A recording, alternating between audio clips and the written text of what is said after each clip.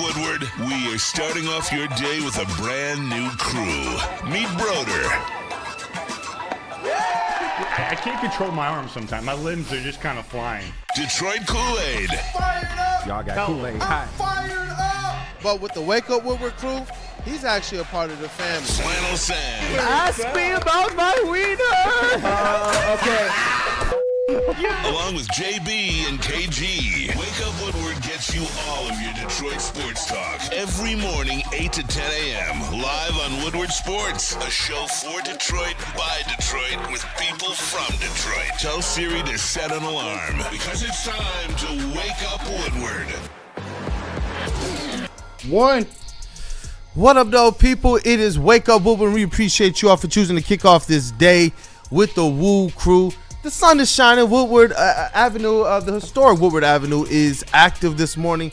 I wish this was a victory show, but those Tigers, they've still set themselves up in a good way to be able to come away with a series win, something that they've done a lot of since that Dodgers sweep. But in a lot of ways, last night they looked like they did against the Dodgers. A lot of left on base, especially runners in scoring position, man. But there's some concern out there for a couple players as well in our Tigers land. Yeah, and there's for sure concern amongst Tigers Twitter. That's for damn sure. There's been a lot of crash outs, which I think are a little bit overblown. But, there are a couple players for the Tigers that, despite the team's hot start, have really been going through it. Kind of going through hell at the plate right now, and we'll talk about that in just a sec. Yeah, definitely. And you know what? You got to tell the people what else is on the menu. Chat family, as always, you all are the most important part of this thing. So let's already start this thing. Get those likes up. We got the legend Rod Beard on the show today for a couple segments, including Woodward Pistons, a very special playoff conversation edition of that, and Swish or Brick. And I know, Flannel Sam, you sent in a pretty interesting question. Yes. I can't wait for your answer, but tell the people what else is on the menu. Well, another power stat, actually probably the power stat when it comes to Za'Darius Smith, was posted by the 33rd team, and he even, quote, posted it. And we're going to talk about that because it elicited some feelings in me, which I want to discuss with you guys and the chat as well. Curious to see if any of you agree or disagree. And also, you know what day it is. It's Wednesday, so a lot of Rod Beard. We got him on talking all things Detroit sports, and then, of course, Woodward Pistons, the playoff preview version of Woodward Pistons with Rod Beard. I cannot wait for that. I can't wait for that. I can't wait for Thursday night, 7:30 p.m. I can't wait for Saturday when the playoffs get going. But 7:30 Thursday, listen, you guys want to be here. We also have Cody Davis confirmed. He's trying to see if he can get in studio for that, or if he's going to be able to V-mix in. But I sent out a couple invites to some friends, and we might have a pretty good time. Basically previewing this Pistons-Knicks playoff series and getting into some of the NBA talk. So hope you guys can tap in with us and stay locked in, because there's going to be a whole lot of April in the D Pistons playoff style right here at Woodward Sports. And you guys, there's a lot of people who've been locked in, a lot of people. So, but you know what, man, last night it was a lot of what you don't want to see when it comes to the Detroit Tigers. They were 0 of 6 with runners in scoring position. They left 4 on base, and that offense, it didn't look as formidable as it's been throughout this regular season. We talked about it yesterday, almost 9 hits per game, 5 runs per game. And then you pair that up as well with not the best day from the pitching as well, and it results in a 5-0 loss to the Milwaukee Brewers. Yeah, a game in which the offense doesn't really show up. One game in which if you rebound today, you still win the series. That alone doesn't concern me. I'm not worried at all about last night when it comes to the totality of the team, because if the Tigers take care of business this afternoon, it's a successful series. We're all happy. However, there's a couple of noticeable players who are really going through it at the plate right now, and that, of course, are Riley Greene and Colt Keith. Colt Keith's slump has really been the whole season, and with Riley Greene, it's been the last 7 games. And I'm really torn as somebody who is a big fan of Riley Greene's. He's my favorite Tiger, and, of course, a fan of the Tigers in general. I'm really torn between the idea of whether it's just a normal slump, a great hitter going through a slump and he'll snap out of it, or something to be more concerned about, because he has just not looked right. He fell off of a cliff after that White Sox series, that's for sure. Riley Greene. White Sox? Was that on purpose? Or that was not on purpose, actually, but it was might, excellent. It might as well have been. But Riley Greene, unfortunately, and nobody hates to read these numbers more than myself. 1 for his last 27 in the last 7 games, 16 strikeouts, 2 walks. During this 7-game stretch, his OPS on the season has dropped from 1.071 to 676 in just a week. He has just absolutely been going through it. And unfortunately, one other thing I want to highlight is that in the last 2 games that Riley Greene has played, because we all know in the opener of the Milwaukee series he was benched, and I thought that was the right move. In the last 2 games, the Tigers have lost by scores of 5-1 and 5-0. I believe it was 5-0. Anyway, they haven't scored runs in the last 2 Riley Greene starts, really, for all intents and purposes. And the last 2 games that the Tigers have lost, you can really argue that Riley Greene was the biggest reason why. We know on Sunday, 0 of 3 with runners in scoring position, couldn't get a big hit to save his life, unfortunately. And last night, what really made me frustrated, I'm not frustrated with him, it's frustrating for me as a fan, is that Riley Greene was actually working some good counts. First at bat, he works a 3-2 count, which is good. 8-pitch at bat, good. Strikes out. Second at bat, works a 2-0 count, excellent. Gets a pretty good pitch to hit, is late on it, flies out to left field. Third at bat, works a 2-0 count, and ends up, and this is one with a runner on third and 1 out, which you got to come through in that situation. Riley Greene didn't take the bat off of his shoulder, let 3 straight strikes walk by, and the Tigers ended up with 0 runs in that inning. And then his fourth at bat, which was 5-0 in the top of the 9th, no big deal. Works a 3-2 count and strikes out swinging. So Riley Greene, when he's locked in, when he's working counts like that, he's either walking or getting hits. That just is how it is. But in last night's game, every single good count that he worked resulted in an out, 3 strikeouts, and he just has not looked like himself.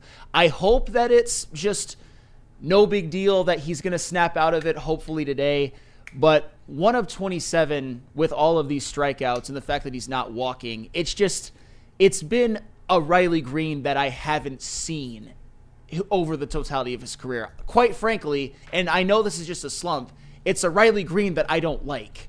Not that I don't like him as a player, but 1 of 27, 16 strikeouts, only 2 walks.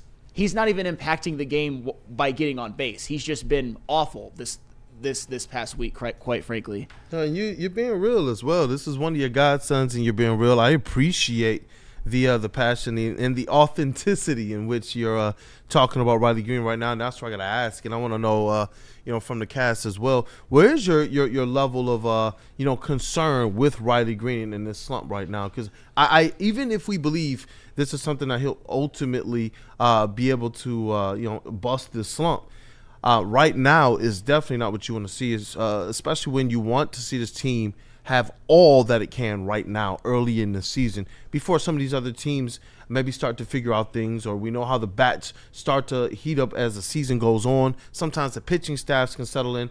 Everything they can take right now, all the real estate they can have right now. Like I want all of the houses on the Monopoly board. And that's where with Riley Greene, he gives his team, we already know what he is when he's gone.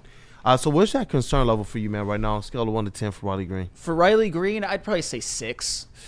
I mean, a little bit, because this is not just a normal slump. Like, I'll give you an example of what a normal slump looks like. You know how I talked about how Riley Greene, I still believe there's going to be times where Riley Greene is going to have to pick up Spencer Torkelson or Dylan Dingler, because we know that Spencer Torkelson and Dylan Dingler have been 2 of the Tigers' best hitters, and they've played a little bit above themselves. You can say that Spencer Torkelson's a great talent, but I don't think he's an over 1,000 OPS guy, because that would make him a legitimate MVP candidate. What you've seen from Dylan Dingler and Spencer Torkelson in the last 3 games are mini slumps, normal slumps. They're both 1 for their last 12. No big deal. They've earned the opportunity to go on a slump because they've been so good throughout the totality of the season. These are the games in which you need Riley Greene to snap out of it, to not prolong his slump further, and Colt Keith as well. As far as the progression of my concern level, if it gets into the month of May and his OPS starts with a 5, then my concern level will be like 9 or 10. I still think he snaps out of it, but I really need you, Riley Greene, to get at least, at this point, I'm damn near ready to cut off a limb for just one. Whoa! Hey, I know. I get it. Damn it, man. Sam, it ain't that deep. I've put my faith in him, and I still believe he's a great player, but now I got people in the chat saying he should be sent to the minors. I was about to say Jonathan Lord, Greene and Keith need to go into AAA, bring up some rookies. Well, it's not the only one. And Jonathan Lloyd, you're not the only one. And I don't know if you're trolling or not. And I know that I've seen it all throughout Twitter. Let me just give you, though, reasons as to why that talk is just absolutely insane right now. And I know people like to compare it to, Spencer Torkelson and Parker Meadows got sent to the minors last year.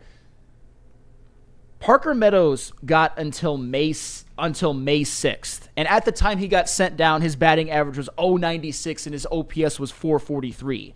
Spencer Torkelson got all the way until June 1st, and at the time his OPS was .597.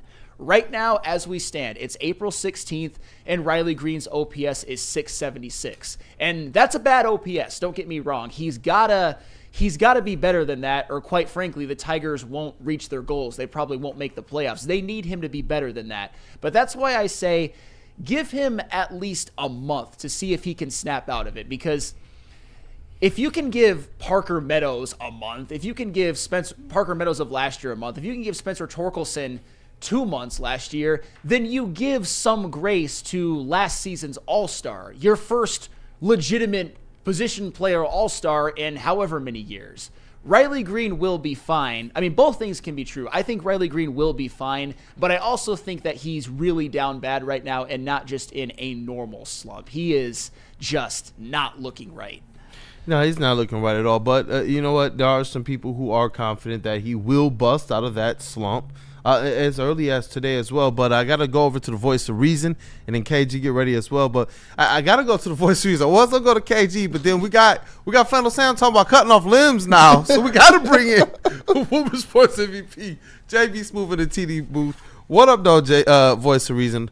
Hey, Riley Greene, save our guy Flannel Sam right now. Flannel, please don't start cutting off any limbs, man. I'm just telling you right now. Don't do that. I think we're acting a little bit hasty on wanting to send him down to the minors and anything like that. As you said, this is a huge slump for him right now. Honestly, I don't know what it's going to take to get him out of it, but all you can do is give it time. I will say give it at least another month and see where you're at before you just want to throw in the towel on this guy and just send him down to the minors and forget all about him. So, Flannel, don't cut off anything right now. I'm telling you. Fair enough, but don't. I'm as a Riley Greene fan, as somebody who is probably the most fervent supporter of Riley Greene of anyone in Detroit media, I'm kind of going through it right now. Not gonna lie. And just real quick, KG, Weezy D313 actually, he says, "I'm riding with Riley Greene. He's gonna snap out of it and lead us to winning the division." Shout out Weezy. Yes. Big dog. Yes. This me you talking to. This KG. This your boy KG, man. Yes. Hey. It's April, bro. We not cutting off no limbs. Okay? I know. All right, let's get it together. I know. For a minute there, I see the loom pan stuck in your mic, and I thought, is Flannel Sam smoking? What?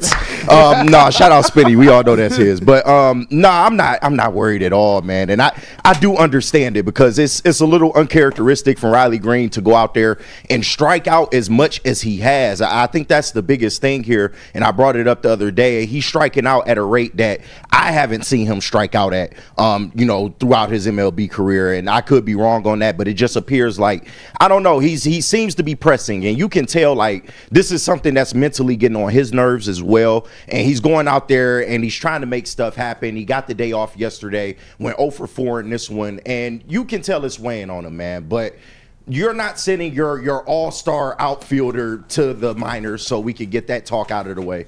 And his track record would indicate that he's going to snap out of this thing. Ladies and gentlemen, it's still April. I know we've been through a lot in these couple weeks. It's still only April. We're not cutting off any limbs. Riley Greene is going to be fine. Now, if we get to June, much like Flannel Sam said about Torque, if we get to June and he's still doing a lot of this same stuff, then we can have a conversation. But as far as right now, it's early in the season still. The offense as a whole didn't perform yesterday, although he's been struggling for a few games. But it's not like we didn't see anything positive from him this whole time. Right. Like, I would say through the first 6 to 8 games, he played pretty damn well. Oh, he was It's just great. recently that he's going through this slump. So let's not get carried away here. He's going to be fine. It's not like he hasn't showed us anything. So we'll be good. No, and I just wanted to say, too, that Riley Greene, the reason why he became my favorite Tiger wasn't because I just had this initial infatuation with him like I was a 7-year-old seeing him at my first game. It was because the way that he played, the way that I've always said, even in his injury-riddled first couple of years and even throughout the minors, he had the best plate discipline on the team. He was the best overall hitter. The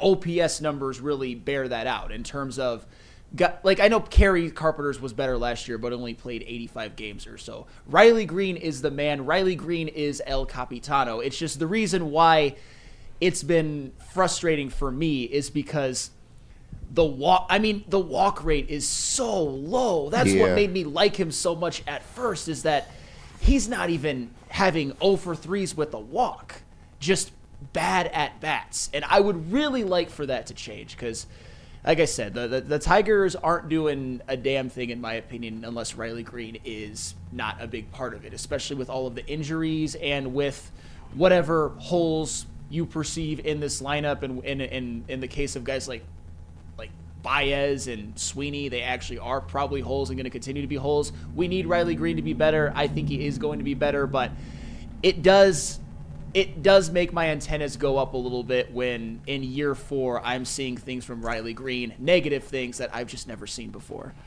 Yeah, and this is where, Chuckle Cheese said it best, and we started the season with this. Are the Tigers at that point in their maturation, like the Lions, where you have to overcome to stay within your expectation window? And he says, in other words, we can't be a team just dependent on Riley Greene. That's from Chuckle Absolutely. Cheese. And that's what it is. We can't be a team just dependent on Tarek Skubal. There was a time where Skubal could lift us to maybe just getting into the playoffs. Riley Greene, all-star season, could lift us into getting into the playoffs. But with the tooling they've done, with the coaching you've had, this team has enough to get something done, but you're going to have to overcome these slumps. There was a time where if Riley Greene goes through a slump and Tarek Skubal doesn't start the season off the best, you're not sitting here looking at the Detroit Tigers in first place in the AL with the position to win another series. Yeah. That would be what all of them except for the Dodgers won. And that, to me, is a sign of the growth this team has shown and that they are in a position to overcome a little bit of adversity, which is what you need to be able to build upon what they did last year. And I don't think you're relying on just Riley Greene, at least not this year, because the offense has been primarily good, yesterday notwithstanding, of course. But when you look at just some of the stuff that you've gotten from Kerry Carpenter, from Gleyber Torres, man, Torkelson has been a godsend this year. And it's almost like you got an extra player on the team that you didn't even expect. So I don't think you're in a position to where you're just solely relying on Riley Greene, which is why he's been able to struggle and you've been able to win ball games for the most part. But he does need to get it together, because in a game like yesterday, you absolutely need, I still consider the best player on the Tigers right now today to show up. And that's the, the tough part about it. And he will get there. No, he will. And the overlying thing out of all of this is I'm hoping that in as shortly as a week or two, we're looking back at this Riley Greene slump and laughing, because, as I've said, whether it's guys like Jackson Jobe or Tarek Skubal pitching out of their minds, it's Skubal twice, Jobe once, whether it's Spencer Torkelson, whether it's Carpenter, whether it's Dingler, whether it's Gleyber, whether it's McKinstry, his team is picking him up and they're still in first place. And Riley Greene hasn't even gotten going yet. Hopefully that just means that when Riley Greene gets going, it just supercharges this team. That's the crazy part, is just thinking about the injured players that are going to get back, the players who haven't really gotten going.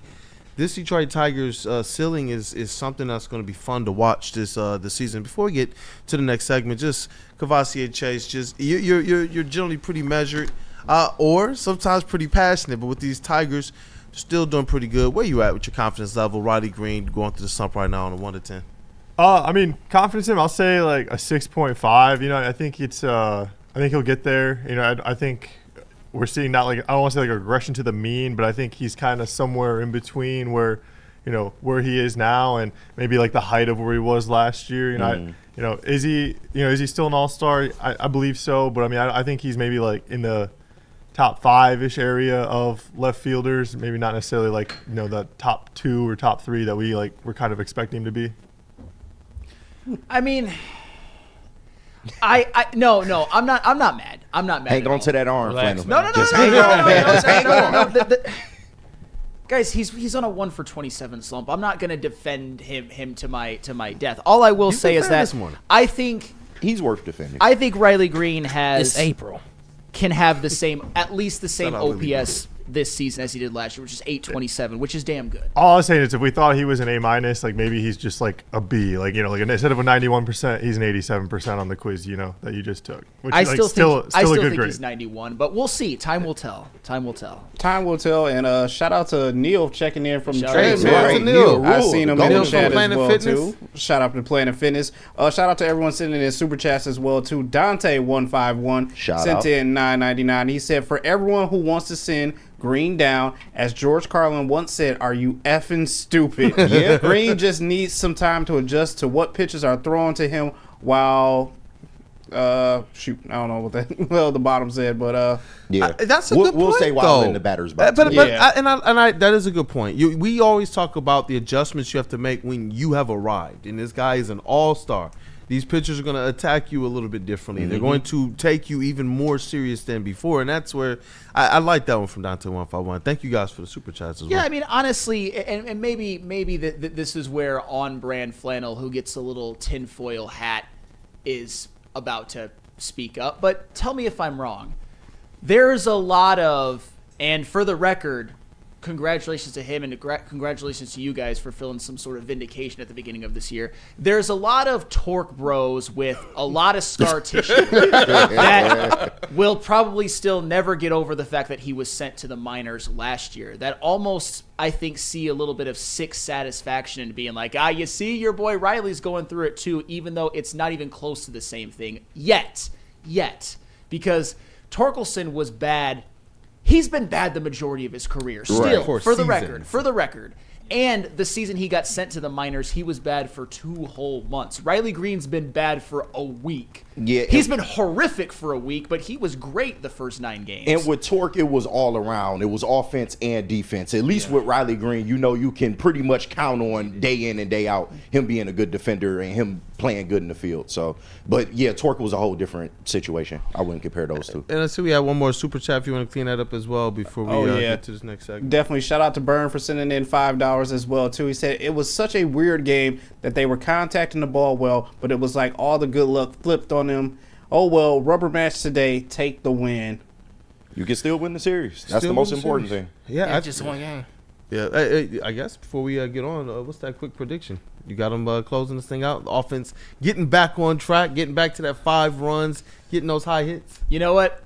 Until it happens, I'm going to keep doing it. Tigers right. win. Riley Greene goes 2 for 3 with a walk. Oh, Hey, hey. 2 for 3 with a walk. Hey. You ain't losing no limbs today, And guys. hey, No lives today. And for the record, Skydog actually says something that I agree with. So this is a pivotal moment. So I have to get this out of the way before we move on to the Za'Darius Smith talk.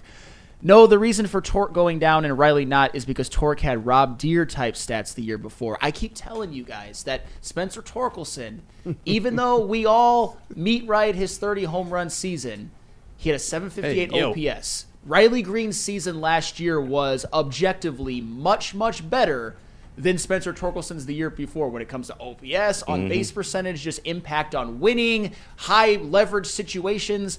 Riley Greene has the type of cachet that Spencer Torkelson has never had and still doesn't have. But that being said, shout out Spencer Torkelson. The team would be probably 500 or worse without him this year. He's playing damn well. But this is the best he's played in his career by far. Hey, and shout out to Nicole in the chat. Shout out. This was just, I like this one. She says, "Morning, Woodward. Just throwing it out there. I got my family playoff tickets for Easter. Memories last a lifetime. Candy and clothes are gone in no time." Hey, shout out to her, man. Big shout Get out. her family over to the Pistons playoff game. for the holidays. Let's Hey, go. shout out, man. And WeezyD313, hello, 6 satisfaction right here. I fucking knew it. How many 30 home run seasons Greene got? How many 800 OPS seasons has Spencer Torkelson had? Please. Say every jab. Please I don't know, crash out. I You know. gotta stick and move, Please. man. Stick and move. He had a 758 OPS with 30 home runs. That's impossible to do. Torque did it. Put your hands up, son. And again, I love what Torque's doing right now, but just like the 6 satisfaction from the Torque bros is getting on my damn nerves. Riley Greene has cachet right now that Spencer Torkelson has never had. Get it through your heads. And Spencer Torkelson's awesome this year. Awesome, awesome, awesome. I hope he hits 30 more bombs. I hope he has a 900 OPS. But come on now. Well, okay, let's get to the This next is one good. because he did Yes. good. Yeah, He was about to lose fair, his but you shit, see, man. it's like, when I hear it, I was like, I was fair. I hear it. It's all the low way. hanging fruit, man. Positive 820s, they vibes. tried to get you, Flavor. But I knew it! I knew it! It's time to TLB, KG. Talk Lions, bitch. But Hey. talk Mad Packs first. Hey, I will Hey. talk about Mad Packs, and shout out to the good Great people trans- over that's elite at transition. Mad Packs. Oh yeah, you know Flannel got it, man. He ain't losing no limbs either today, man. We keeping the limbs on today. that's the But damn shout out sure. to the good people at Mad Packs. Mad Packs is the hottest new cannabis brand, and they are partnering with us right here at Woodward Sports. You know what that means. We gonna be high all day long, all weekend long, all playoff series long. Y'all know what it is. High Low is getting you high for the low, delivering top tier quality at unbeatable prices. Kool-Aid. Boom shakalaka. Boom shakalaka. Is Let's a live resin infused tarantula. This one's the bomb. Blizzard Packs THCA Moon Rocks that hit like a blizzard coming to retailers next month. Stay tuned to Woodward Sports for all the latest updates. Feldman Chevrolet, Michigan's #1 Chevy dealer, is kicking off the game with the best prices on all cars, trucks, and SUVs, like this 2024 Silverado for just $296 a month, or this 2025 Equinox for as low as $371 a month. Our locations in Novi, Highland, New Hudson, Livonia, and Lansing means we have the perfect Chevy right in your backyard. Get the home team advantage every day at Feldman Chevrolet, Michigan's #1 Chevy dealer. No one gives away more cash and prizes than Woodward Sports. You don't believe us? Here's our latest $10,000 winner. You know, you guys posted, hey, if you guess all this stuff right, we'll give it's $10,000. I'm like, okay, well, why the hell not? And the winning doesn't stop there. How about our Outkick Your Coverage winner?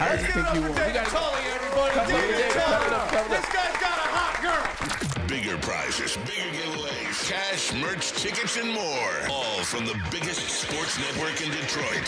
No one does it bigger and better than Woodward Sports. Make sure you're following, liking, subscribing on Instagram, Facebook, X, and YouTube for your chances to share in the winning. From Detroit's #1 sports network, Woodward Sports. Walk into any Lady Jane's Haircuts for Men today. Open 7 days a week. Sit back, relax, and enjoy precision haircut, scalp massage, hot leather neck shave, and hot towel treatment from one of our talented stylists. Step up your game this season and take advantage of our $20 haircut special. Scan the QR code and get your coupon today. Lady Jane's Haircuts for Men, the ultimate haircut experience. Open 7 days a week. Walk-ins always welcome. Lady Jane's Haircuts for Men. It's wicked awesome. Caesar Sportsbook, the official sportsbook of us here at Woodward Sports. Do yourself a favor, scan that QR code on screen, use code word Woodward1000. You can deposit up to $8,000, but all you have to do is place a minimum of a $20 bet, and if it doesn't hit, they'll throw it right back into your account with no questions asked. Hey, if you bet on the Tigers yesterday, guess what? That 20 is right back into your account to double down on it today for the Tigers to get the victory. All you got to do is scan that QR code, use code word Woodward1000, and make some money today.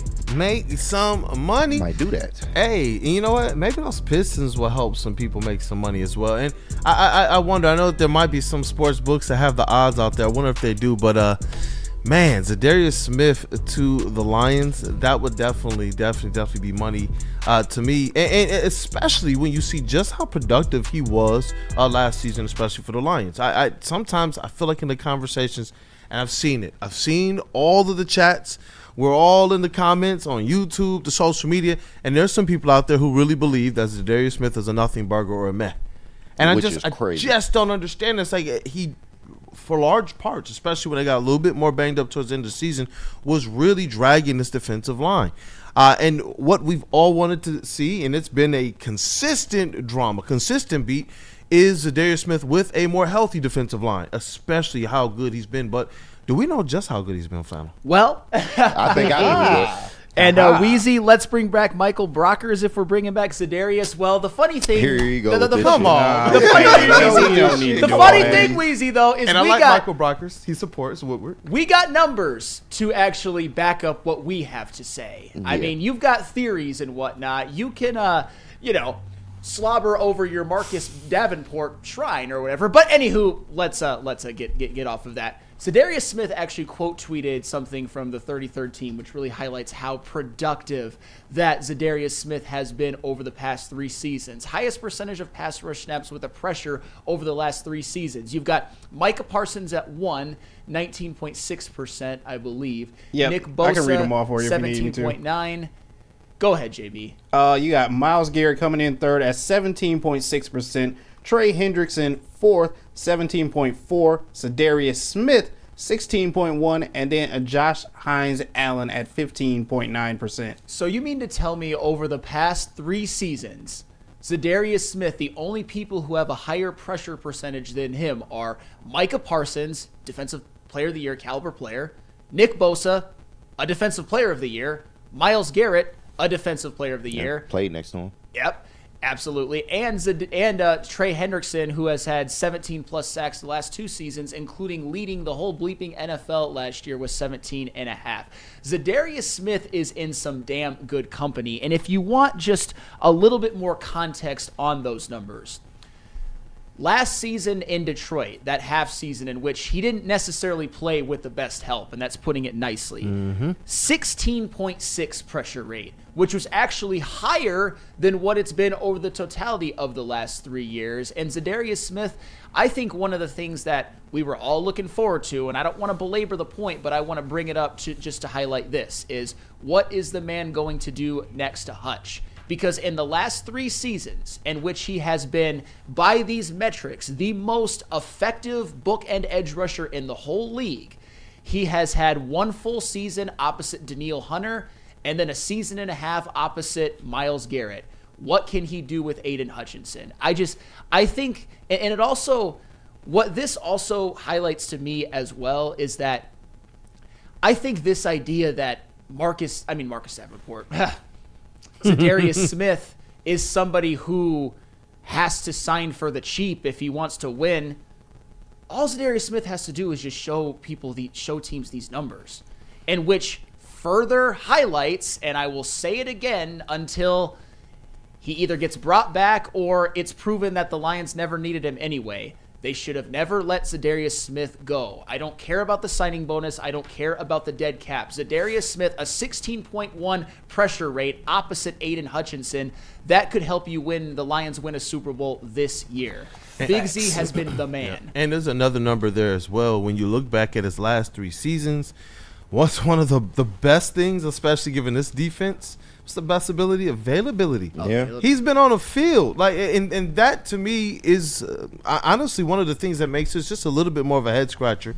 But obviously we'll tip the cap to Brad Holmes for saying we're going to stay in contact with his agent. I know KG has put out there as well the fact that, hey, maybe the $3 million or $4 million or $5 million a year that they it could potentially save, maybe that goes towards bringing back some of those other players that we were discussing on the last show who are going to need extensions, and there are a lot of them.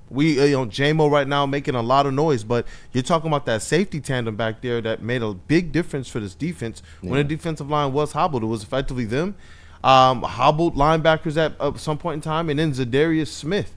And that's where I do want to make sure I'm fair to that point, that he's at least trying to make sure that he's doing his full due diligence business-wise, but just from play on the field-wise, this is just something that I'm hoping. I'm like, Brad, let Brad cook. He's earned the trust in Brad. But Za'Darius Smith clearly was very impactful. It wasn't just the eye test thing. It wasn't just some of the stats that are in the box score, but it's also those advanced metrics that show just how effective he was snap to snap game to game because he played. Well, and this is where, if I'm Za'Darius Smith and I'm seeing these numbers, I actually am feeling a little bit scored, because the way that people talk about him, even on this very network, is that he's Calais Campbell or something. And no disrespect to Calais Campbell, he was damn good, but he's 100 right now. Za'Darius Smith is coming off of 3 excellent seasons and doesn't look to be slowing down. I understand that the cliff will probably hit him within the next couple of years, but he didn't really show any drop off last year when it comes to pressure. I mean, his pressure rate within his time with the Lions was actually higher than 16.1%. It was 16.6%. And to really even further bring home the point of just how effective Za'Darius Smith has been in the last 3 seasons, JB, I've got a graphic of other names on that list, other great players whose pressure rates are certainly interesting. I'll just say that. Oh, I got you. You got that one.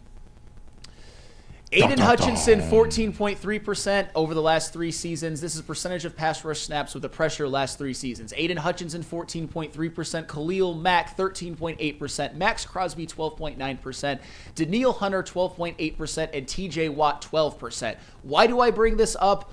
All lower than Za'Darius Smith. Am I saying that Za'Darius Smith is better than these guys? No. But what I'm saying is that if you have over a 3-season sample size, a higher pressure rate than these guys, you are doing something not just right, but quite frankly, extraordinary. And to me, he's worth a signing bonus. And if he can be that effective bookend edge that Aiden Hutchinson really only had once in his career, that little time with James Houston, and it helps that the Lions win a Super Bowl. So what about the dead cap? If I'm being fiscally irresponsible, then sue me. But just this idea that it had to be done and that it's an absolute guarantee that Za'Darius Smith signs back. I hope that he signs back, but if he doesn't, I think he's one that got away. And Sam, I totally get your reasoning, but at the same time, and one thing that you learn about Brad Holmes is that if we see it, best believe he sees it. So this is something that I'm pretty sure he's very well aware of. He knows the type of guy that Za'Darius Smith is. He knows what he provided to this team. And I just got a common sense stat for everybody out there. Hutch led this team in sacks the entire season, although he went down in week 6. The person that was second on this team in sacks was Za'Darius Smith, and he was acquired at the trade deadline. So, like, what the hell are we talking about here? We all know, for anybody that really went out there and said that Za'Darius Smith is just a guy, maybe besides people like Weezy D313, because he's partially trolling, a lot of those people felt like Za'Darius Smith was supposed to come in here and replace what Hutch was supposed to do. And that was never going to be the case. However, for what he gave you mid-season, coming into a new situation, new scheme, new everything, he was a perfect fit. He was a scheme fit. He was a culture fit.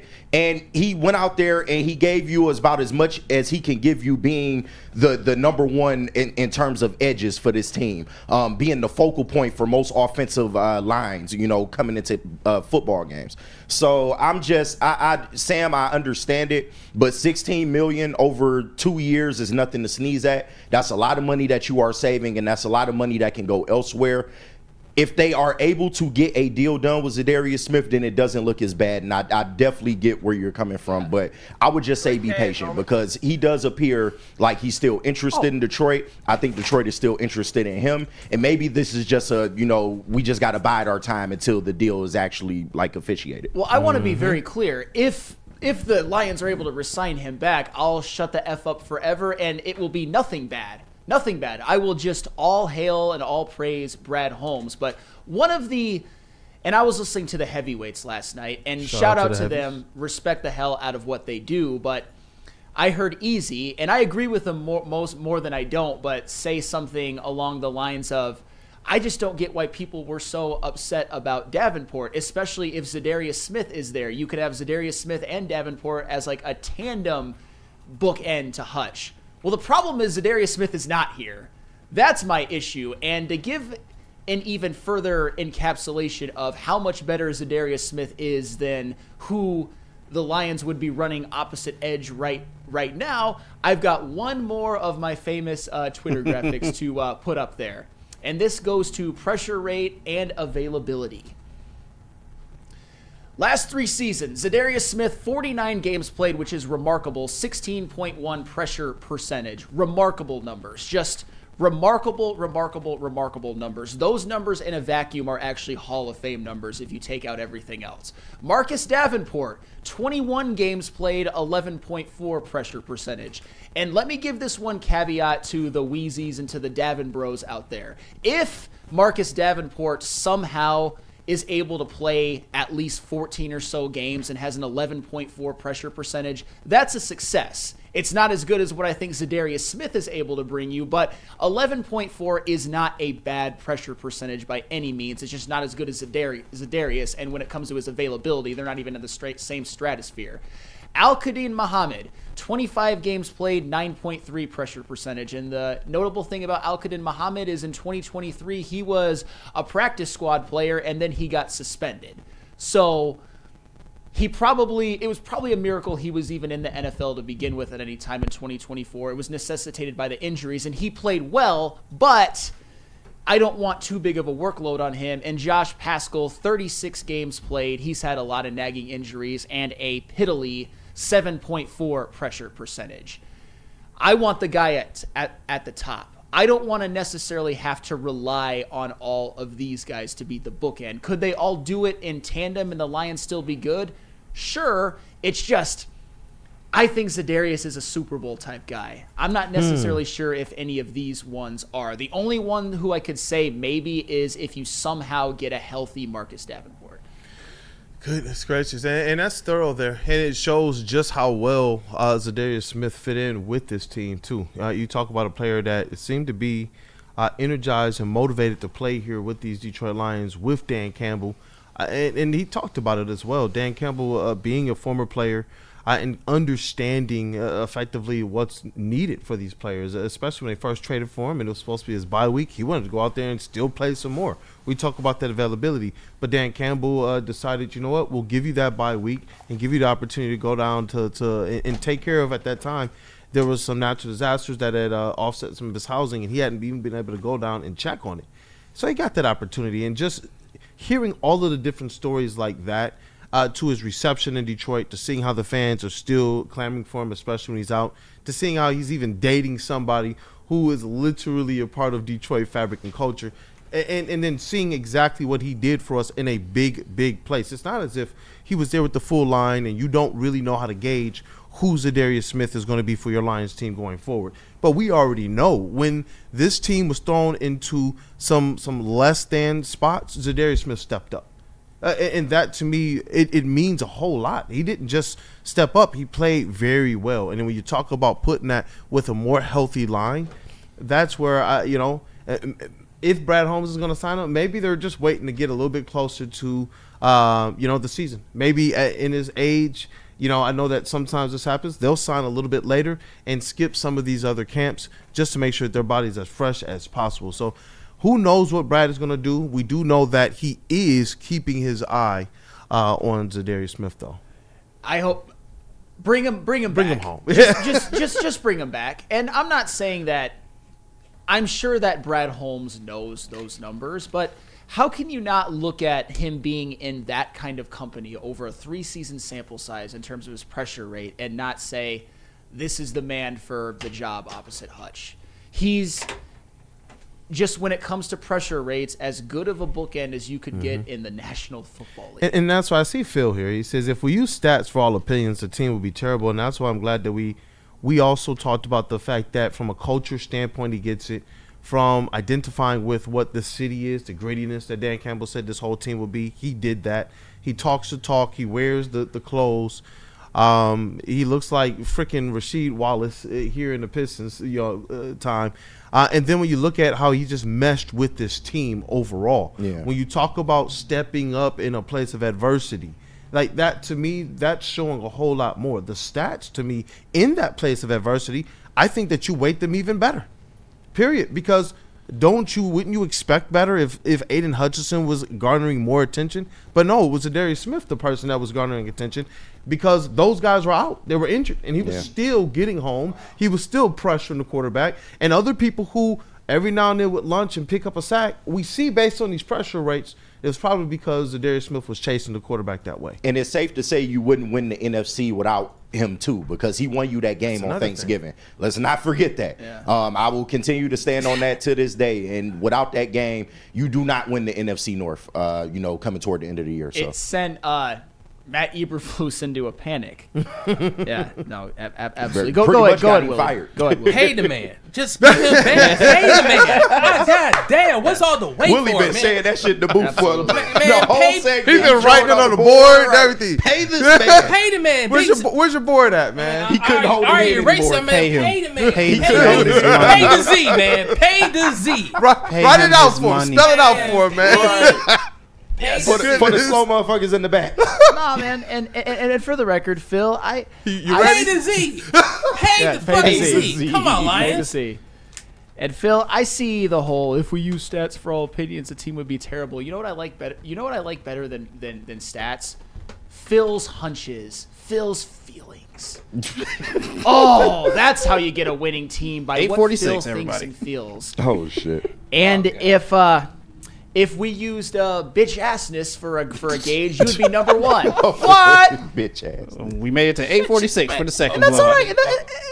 And that's all right, Phil. I'm sure in just about 20 seconds, I'm gonna see you crying and not, being a man about it. But that's all good. That's all good.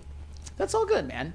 You probably lost most of your testosterone in your old age anyway. Jesus. All good. All good. The only problem I got with Phil today is he talking about suing folks. So we ain't doing none of that. I'm we sure ain't he on wants that to Drake sue shit. me for my words. I guess, yeah. Because he's small. We ain't on no Drake shit, man. You got to come up off that lawsuit stuff. No Drake show. Shout out to Burn for sending in $5. Shout out to Burn for sending in $5 as well too. He said, "My gut is saying that Z is coming back. 1, Brad is talking with his agent. 2, with all those stats, no one else in the league has signed him yet. So that's another good fact for you." That don't mean he ain't talking to other teams. But yeah, that's true. Yeah. Because, it just, like with the tea leaves and how the situation reads, it looks like his best deal here is 1 year, maybe 2 on a cap-friendly deal for the Lions. So if I'm his agent, at the end of a career, you're probably looking to see, is there anybody else who's willing to go a little bit higher, a little bit longer on a deal? Because how many more of these types of contracts do you have? Especially, you see it matters to him that he's saying, I'm still one of those dudes. Exactly. And don't be surprised if this goes beyond the draft, if it goes beyond June 1st. This could very well make it to camp, and we still talking about, are the Lions going to sign Za'Darius Smith? I think it will get done before that, but there is a good possibility that this can't go that long, just depending on, what he feels his options are. He could be in just a process in which he's weighing his options and just trying to see what the best deal is for him. But I think he knows deep down. He wouldn't be retweeting shit like this if he didn't feel like he's a Lion. Like I feel like he feels like he's a Lion. He's just waiting on things to kind of line up. So. Man, and now Weezy's comparing Za'Darius Smith to Tyson Alualu. That's bro. Just look at the numbers. I know that. I know that. I understand. Bob and Weave, Sam. Bob and Weave. That you've got your reasons as to why you think Za'Darius Smith is Voldemort, but when you're the only one who has a certain opinion, maybe you should look around. Yeah. You know what? We'll take a quick one. Yeah, time for a break. And Rando Smalls, you know what we should do, actually? We should have every show be just Brad Holmes. Every show, 8 hours of just Brad Holmes. Bum. Shout out to Nicole. She's you're influencing the chat, Willie B. Nicole says, pay the Z. Hey, let's rock, man. Let's get to this next segment.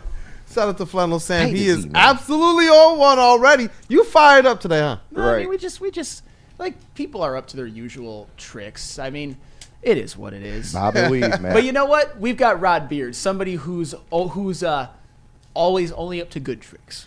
Hey, and you know what? With a brand new title as well. Senior sports editor of the Atlanta Journal-Constitution. Holy shit. I saw him tweeting out like Hawk stuff last time. I was like, wait, what? Yuck. What is going on?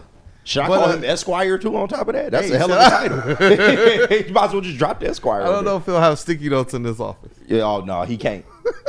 Hey, let's get to this next segment. What friends we got to say what up though to? Is that Planet Fitness. Planet Fitness, yeah. Planet Fitness, Right, where I need Planet to Fitness work out some of this aggression. You know because I actually have aggression and actually have power, unlike a low T Phil. Fitness that fits your budget. No matter where you are, there's a Planet Fitness close by. There are more than 50 in Metro Detroit and thousands more throughout the world. At Planet Fitness, you experience a squeaky clean gym that has tons of equipment, friendly, knowledgeable staff, and a totally judgment-free atmosphere. Did you know that all Planet Fitness memberships include fitness training for no extra cost?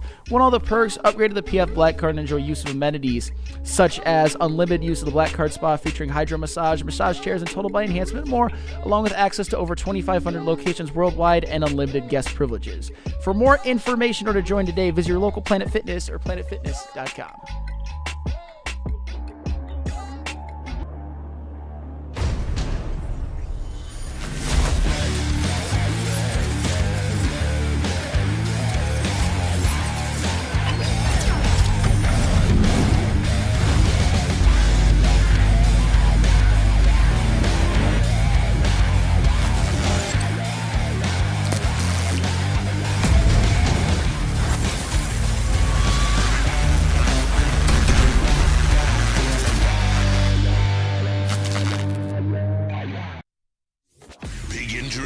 Big news. Twice a week, Dr. Jeff Pierce from Michigan Sports and Spine joins Woodward Sports Network for the Injury Insider Report. Big D Energy Tuesdays at noon, and Ermanni and Edwards with Maz Thursdays at 3:30. Get expert analysis and in-depth breakdowns on the latest sports injuries from the man trusted by top athletes in the community, like D-Mac.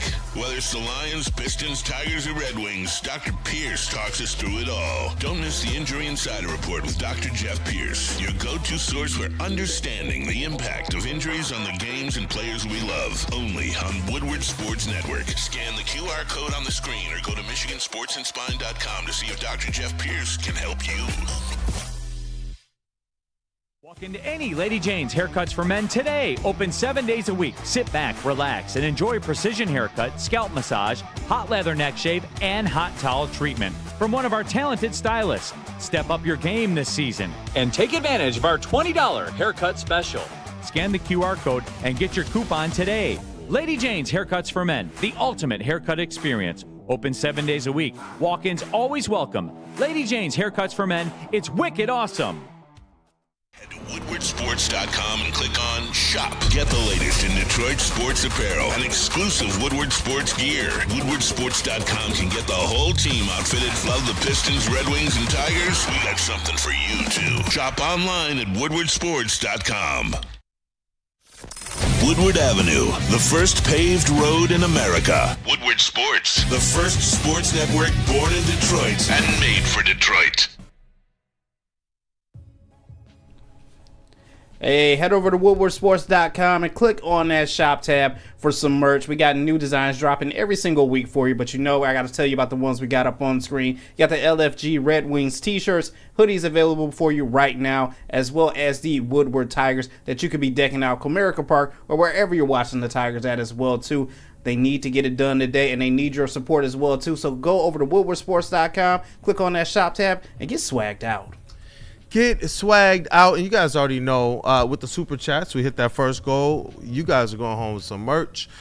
We hit the like goal and a half. You guys are going home with some merch, and stay tapped in with Woodward Socials because you get a chance to go home with some more merch. And we're talking Detroit Lions right now. We're going to get the legend on soon so we can talk about these playoff Detroit Pistons, the 6th seed, matched up against the New York Knicks, a team that they went 3-1 against during the regular season after getting blitzed by them in the preseason, which was absolutely hilarious. It was like, never take those subways in New York again, ever again. But you got the Detroit Lions 15-2, still Super Bowl window wide open, and you're coming off of a year where a lot of their players had a pretty good season. And you're looking at what you need to do, nip and tuck, as well as the potential of a splash or bringing back some players or identifying some of the weaknesses so that you can make sure that you not only keep your pace, but have a chance to go a little bit further. And what we saw in the Super Bowl last year is I believe, I wonder if that game goes a little bit different, if it's won a little bit differently. We know what the trenches is about. But if Philly didn't look so dominant with the pass rush, I wonder how much that influences the conversation we're talking about right now. But the fact that we know this is where football is, we see just the value on edge rushers throughout the history of football, especially right now. This is where I believe the Za'Darius Smith conversation is magnified even that much more, especially when you combine it with the stats, the metrics, the eye test, the vibes, his impact within that locker room, and his impact as well, like KG talked about in the city. Yeah, that's where, and that's why and it's not just with the Eagles thing. Obviously, the Eagles having such a dominant D-line and it really just making Patrick Mahomes' life more miserable than you've ever seen him be in the Super Bowl, that really puts things on display on the biggest stage. But this whole having more help on the defensive line and at the edge rusher position, it's been something that's been going on for a couple of years. I mean, you even go back to 2023. I understand Hutch was great, Aleem came out, but your second leading sacker from for lack of a better term, from the edge rushing position had the last name of Okwara. Who even gives a damn if it was Julian or Romeo? It doesn't make a difference. Either way, it's just not good enough. And this past year, it's just unfortunate that you never saw Za'Darius Smith and Hutch on the field at the same time. I understand that it was probably never the plan to get them both. A need really necessitated getting Za'Darius Smith. But me as a Lions fan and as a Hutch fan, he's my favorite player. I want to see him get as insulated as some of the other great edge rushers have in terms of defensive line help. So I want it for the team, but I also want it for Aiden Hutchinson as an individual player so he can really just be that defensive player of the year type Continue guy. that arc, and especially when you talk about coming back from the injury, we do expect him to make a good full recovery. And I know Dr. Pierce has talked about the fact that it was a clean break. They got on it right away, and he's been running on a treadmill and water for some time now. And now we see him out there on the field, not just running, but making cuts and looking like he's back to what at least some of the things we know. Obviously, things change when you put on the pads and you get out there on the field, but the more support, the better. But this is why I do, I have to ask the question, when we do focus in on the 15-2 Detroit Lions, whose defensive line, with or without Za'Darius Smith, will be healthier this year? And you're knock on wood that they will have a healthier year than last season. What is that expectation for this team right now with the defensive line as is? Because I do believe that Za'Darius Smith really helps to bolster this team's chances to get to a Super Bowl. And for me, obviously, I know things change after the draft. I know a lot is going to depend on what they do in this draft. But just right now, as you're looking at this defensive line, hey, again, that temperature check, that confidence level. I mean, the confidence level in Aiden Hutchinson bouncing back and being a Pro Bowl, All-Pro caliber player is high. My expectation with the Muhammad, Pascal, and Davenport crew is mixed. I will say that. But when it comes to the team as a whole, the Lions have put themselves in a position that no matter what they do, no matter who they add, no matter who they don't add, no matter who gets hurt, no matter who stays healthy, the only measure of success is a Super Bowl. So obviously, to me, it starts with winning the division, which I know some people don't think is important, and I think people are cracked out of their minds for that. I think winning the division is extremely important, and this idea that going on the road and playing 3 playoff games that's fine, is lunacy to me, but yeah, go ahead, KG, push back. But Sam, I get the sentiment though. It's not necessarily saying we don't want to win the division at all. Like, of course we want to dominate the NFC North, but if it came down to it, what matters at this point in the Lions' trajectory is getting to the playoffs and winning in the playoffs, no matter how you have to do it. So for all those people, I can understand the sentiment, although I would agree that, it would be nice to, keep dominating the NFC North. It would be nice to be a number 1 seed, going forward as well. But we all saw how that worked out last year, too. Okay, so let's just go on the road for all your playoff games. Come on, bro. Calm down, I'm Sam. tired of that shit. It's middle ground, Sam, middle ground. We saw what happened when and it's not always supposed to happen like that. I think we understand that. They just went out there and played a bad game. But as the number 1 seed, you are expected to go out there and beat a Washington Commanders team. It just didn't happen because Jared Goff didn't have his best stuff. The play calling wasn't, in alignment, and the defense was horrible. But Sam, all I'm trying to say is there is middle ground here. And even you would agree that at this point, if the Lions were to go, 12-5 and are a wild card team, you would expect them to still, with the team that they have, go out there and perform in the playoffs. Am I wrong? I don't think I'd pick them to go to the Super Bowl if they were a wild card team. Wow! And listen, Playing all three playoff games on the road is not advantageous. Oh, but those Giants, bruh. But listen, Sam, I do, and if you feel that way, that's you. But we make no mistake, the Lions are in a Super Bowl window. Everybody has said it. Yeah. So if that's where the chips fall and you win 11 games and you got to go on the road in the playoffs, you're still expected to go win in the playoffs. The Lions have an elite roster, one of the best rosters in the NFC, arguably the NFL. These are the waters that we're in now. Like it or not, that's just where we're at. No, and that's why I wanted to ask that question to see exactly, because I know we want what we want, and we can get zeroed in on what we believe can make this team that much closer to perfect. But then when I try to zoom out just a little bit, I'm like, well, if this is on my stoked not scared meter, I'm still stoked about what this team is supposed to be this season and what they can be, despite the fact that they have done a little less on that defensive line than I would have wanted them to do. It's still a team that went out there and won 15-2 with a skeleton crew at some point in times during last season. But you're right. As it relates to the Super Bowl, I'm one of the ones who I do value those division titles. And I don't know if it's, and not over getting to a Super Bowl. No, of but course. I do value those. And I do believe that when there's something on the plate for you to have, I want the teams, like they've already shown, like even Amon-Ra St. Brown, he cares about Pro Bowls. Y'all tell us don't talk about it. Amon-Ra goes in and talks about it and makes it news. Yeah, exactly. I want it all. And that's where I want them to want that division. For us as fans to go up and look and see a couple division titles after going how many years of not seeing them, it's like, you know what, as fans, that's for us. That's our buy-in. But as for players, as you continue to see those things, that is it's a mark of your work. It's a mark of the narratives that they're changing, especially on the way to a Super Bowl. And I want them to be able to hit and skip no steps. And to me, especially for the Lions and for what it can mean, I do believe that trying to win the division is one of those steps. No, and then absolutely. Beyond that, you want this team, because it does. I agree with Sam. It puts them in the best position to win a Super Bowl. Agreed. I know how it worked out last year, but I think that was more due to injuries than anything else. No, but think about it. If they had to go those 3 games on the road, like they were able to take a week to get some players at least healthy. And that's why I'm just like, I want this team to go out there and anything on the plate, anything thrown out there in the yard, just go out there and demolish, man. My grandma used to have a dog like that, and this dog, anything she threw out there, that dog would demolish. And that's the mentality that I really want for this team as they're going forward, because I'm still like, wait, it's still a 15-2 team. It's still Brad. Of course. It's still Dan. It's still all of the dogs that we know here. And they did make some improvements with the draft just ahead. I'm still really stoked about them, but goodness gracious, man.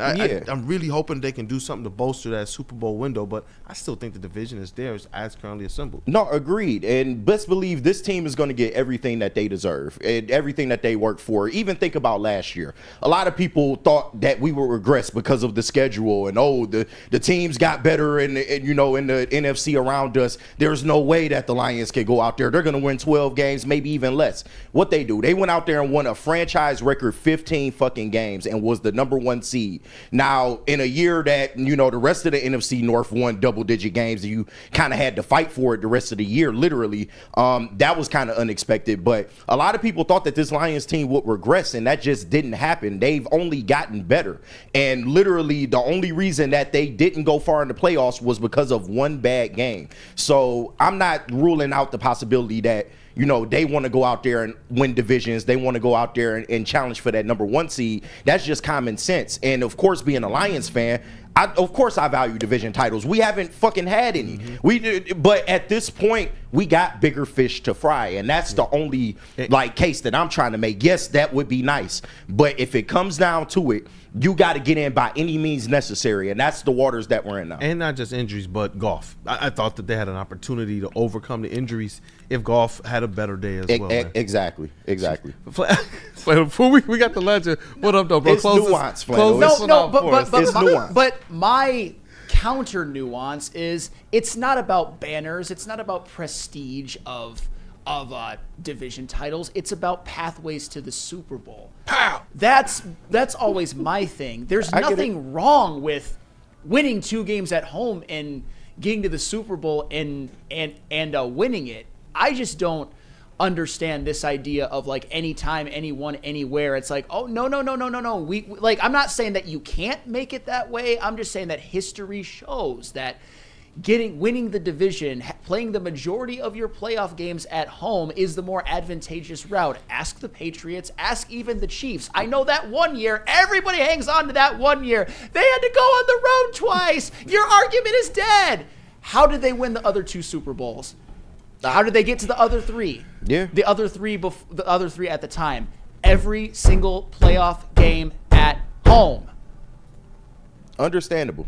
But nobody's going to throw away a division title. Like, if you offered us Lions fans another division, we're not going to poo-poo it. No, but once again, just like the case in point, the Chiefs. If the Chiefs go out there this year and win 10 or 11 games, they are still expected to go to the Super Bowl, no matter how the fuck they got to do it. And that's where the Lions are. And I agree with that. That is a bar, and they have to be there, though, because that's the window. You got a quarterback who just literally was top 5 in MVP voting. You have wide receivers that are going out there and doing some amazing things. You got a guy in Penei Sewell. We know what this team is, and now you got your dogs coming back healthy. That's where it's like, hey, go out there and still punch the ticket on everything, because it's not just even the wins. It's how. We've seen the Chiefs go out there hobbled. We've seen the 49ers go out there hobbled and still make certain runs and such, and that's where I want this team and their identity, and they proved it to some large points last year, that they are a team that can overcome those types of adversities. They're going to have to do something that we all know they have to do to overcome. Jared Goff is going to have to be an MVP-type quarterback more times than not. And in those big moments, that's something he's going to have to prove, that he is the guy that can lift us up over any of these mistakes and get us to a Super Bowl. I do believe, like last year, it literally rested on his arms. And this is where I do believe we will be again next season. I just think he's going to acquit himself much better. Yep, and just one more power stat before we go to Rod Beard for all of the Cowboy Rambo Lion fans. Since the wild card has been around in the NFL since 1970. That's a long time. That would be, 56 years? Yeah. 7 wild card teams have won the Super Bowl. Yeah, I get it. So you're telling me there's a chance? There's absolutely a chance. What up? It's not an easy thing to do, but there's a chance. Hey, Chase GPT in the building. Let's get to that next segment. We got to get the legend Rod the Beard on. It's playoff Pistons talk, and we're going to break it down just a little bit. A little bit of coverage today, a little bit of coverage tomorrow night, and a lot of coverage starting Saturday when the games get going, and I cannot wait. Hey, let's rock. What friends we got to say what up, though, to JB? I got to tell them about jars. Because Michigan fans, sports fans, whether you're hitting the game or just simply chilling at home, Jars Cannabis has you covered. Jars is Michigan's largest line of recreational cannabis products. 27 locations across the state, 9 alone in Metro Detroit, so there's always one close nearby you. And don't fear, because we live in Madison Heights, Grand Rapids, or Milan, Michigan. Stores are popping up your way very, very soon. If you don't have time to check out all their products in store, you can always look online at jarscannabis.com, because you know what? I know you want to get high. Love Woodward Sports? Love wearing clothes? Then you should be wearing Woodward Sports clothes. Check out our full line of merch at woodwardsports.com. Just click on shop. We have all your favorite designs, like Dan Campbell kneecaps, Woodward golf, and of course, our own logoed out merchandise. Men, women, infants, kids all love Woodward Sports. Impress your friends. Impress your boss. Impress your dog. Buy Woodward Sports merch today.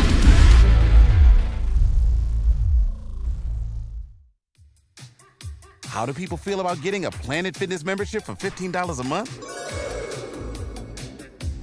How do they like working out in a clean and spacious gym that's filled with equipment for every workout? And how about free fitness training in the judgment-free zone that leaves them feeling energized all day long? Join Planet Fitness today with the free PF app, online or in club, and start getting that big fitness energy for $15 a month. The most talked about Detroit media by other Detroit media, and we love it. It's the Woodward Sports Network. At Lady Jane's, we take the chore out of getting a haircut. Our talented stylist will deliver an industry-leading haircut, that relaxing scalp massage, my favorite, a hot lather, neck shave, and a hot towel treatment. Open 7 days a week, man. It's walking anytime. Lady Jane's Haircuts for Men. It is wicked awesome. Hey, what up, though, people? Welcome back. It is Wake Up Woodward, and We get to talk about the playoff Pistons. Yes, man. I remember in the beginning of the season when we were like, look at those postseason Pistons. They were like 10th seed. I like, just to see their name amongst the play-in teams early in the season.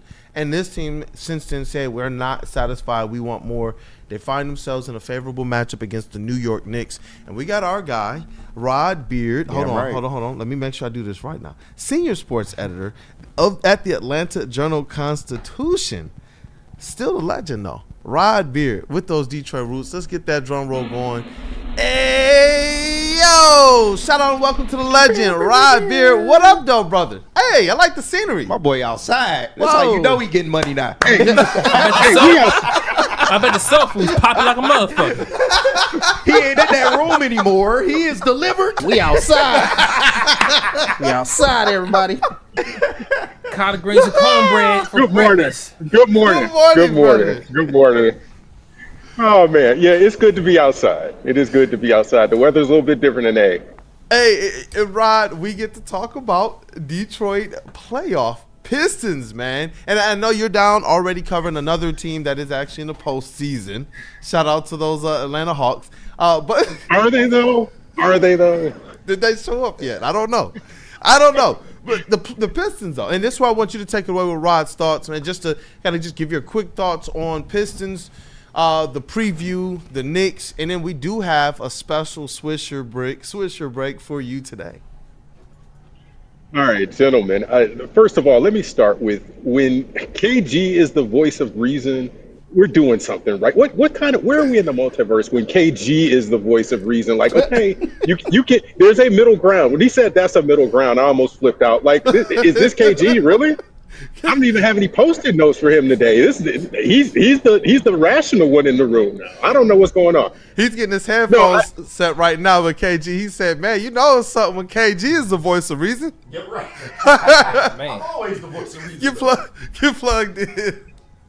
What up, though, Rod?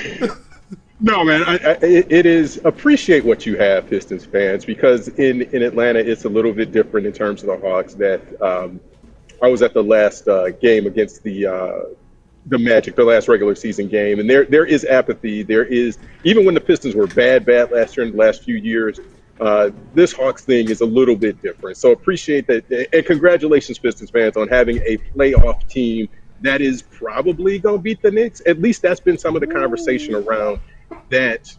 This isn't a Knicks sweep. This isn't a Knicks gentleman sweep. This is possibly a Pistons series win. So, yeah, you enjoy that. Enjoy that with everything that you have, because this is 4 or 5 years of futility in order to get to this point. Absolute futility, man. And it was some of the worst Pistons basketball that we've seen. But there was a core there, and JB Bickerstaff has talked about it. I've been trying to bait him all season, and towards the end of it, was able to ask him a more formidable question, especially with the success that they've had, and it was just based around, hey, you've been saying that this team was it. What we're seeing right now since the beginning of the season. You even gave us, like, hey, listen, mile marker February, you guys will see X, Y, and Z. No, you will see the return to defense. We're going to get the principles, and you heard the players talking about how much more the light bulb was going off with JB Bickerstaff at the helm, and he talked about it. The talent was already here. And that's where I do believe going into this playoff series, a lot can be said about, what the vets will bring, having that experience. But what these young guys have brought, especially Cade Cunningham ascending to a star level, I do believe is going to be one of the most the absolute biggest factors when you're talking about the young guys like a Star, Jalen Duren, Cade, and even the bench players as well, Rob.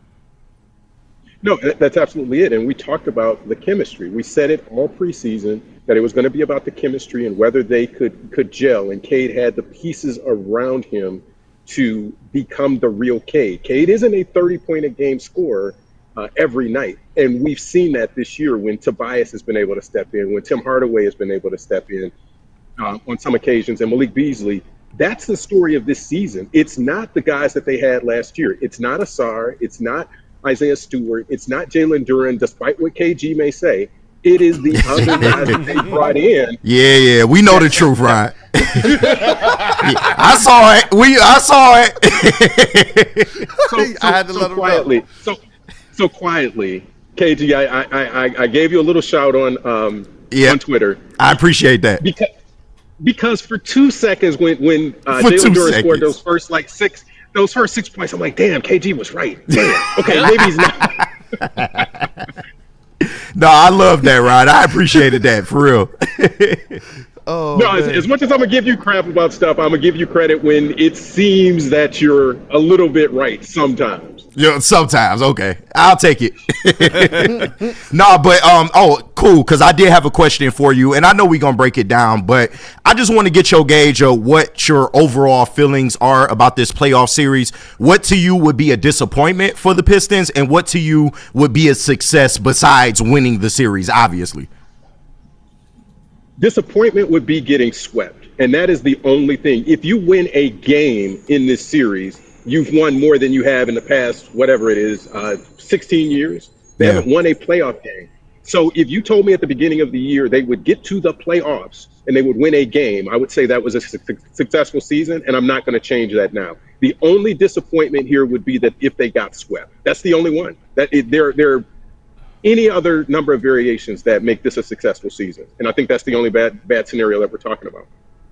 Man, you know what? I like that a lot because if they're winning a game in this series, it's going to be based on all the things that we've seen throughout the course of the season. It's them being effectively a top 5 team, both defensively and offensively. Number 5 in offensive rating, number 3 in defensive rating since February 1st.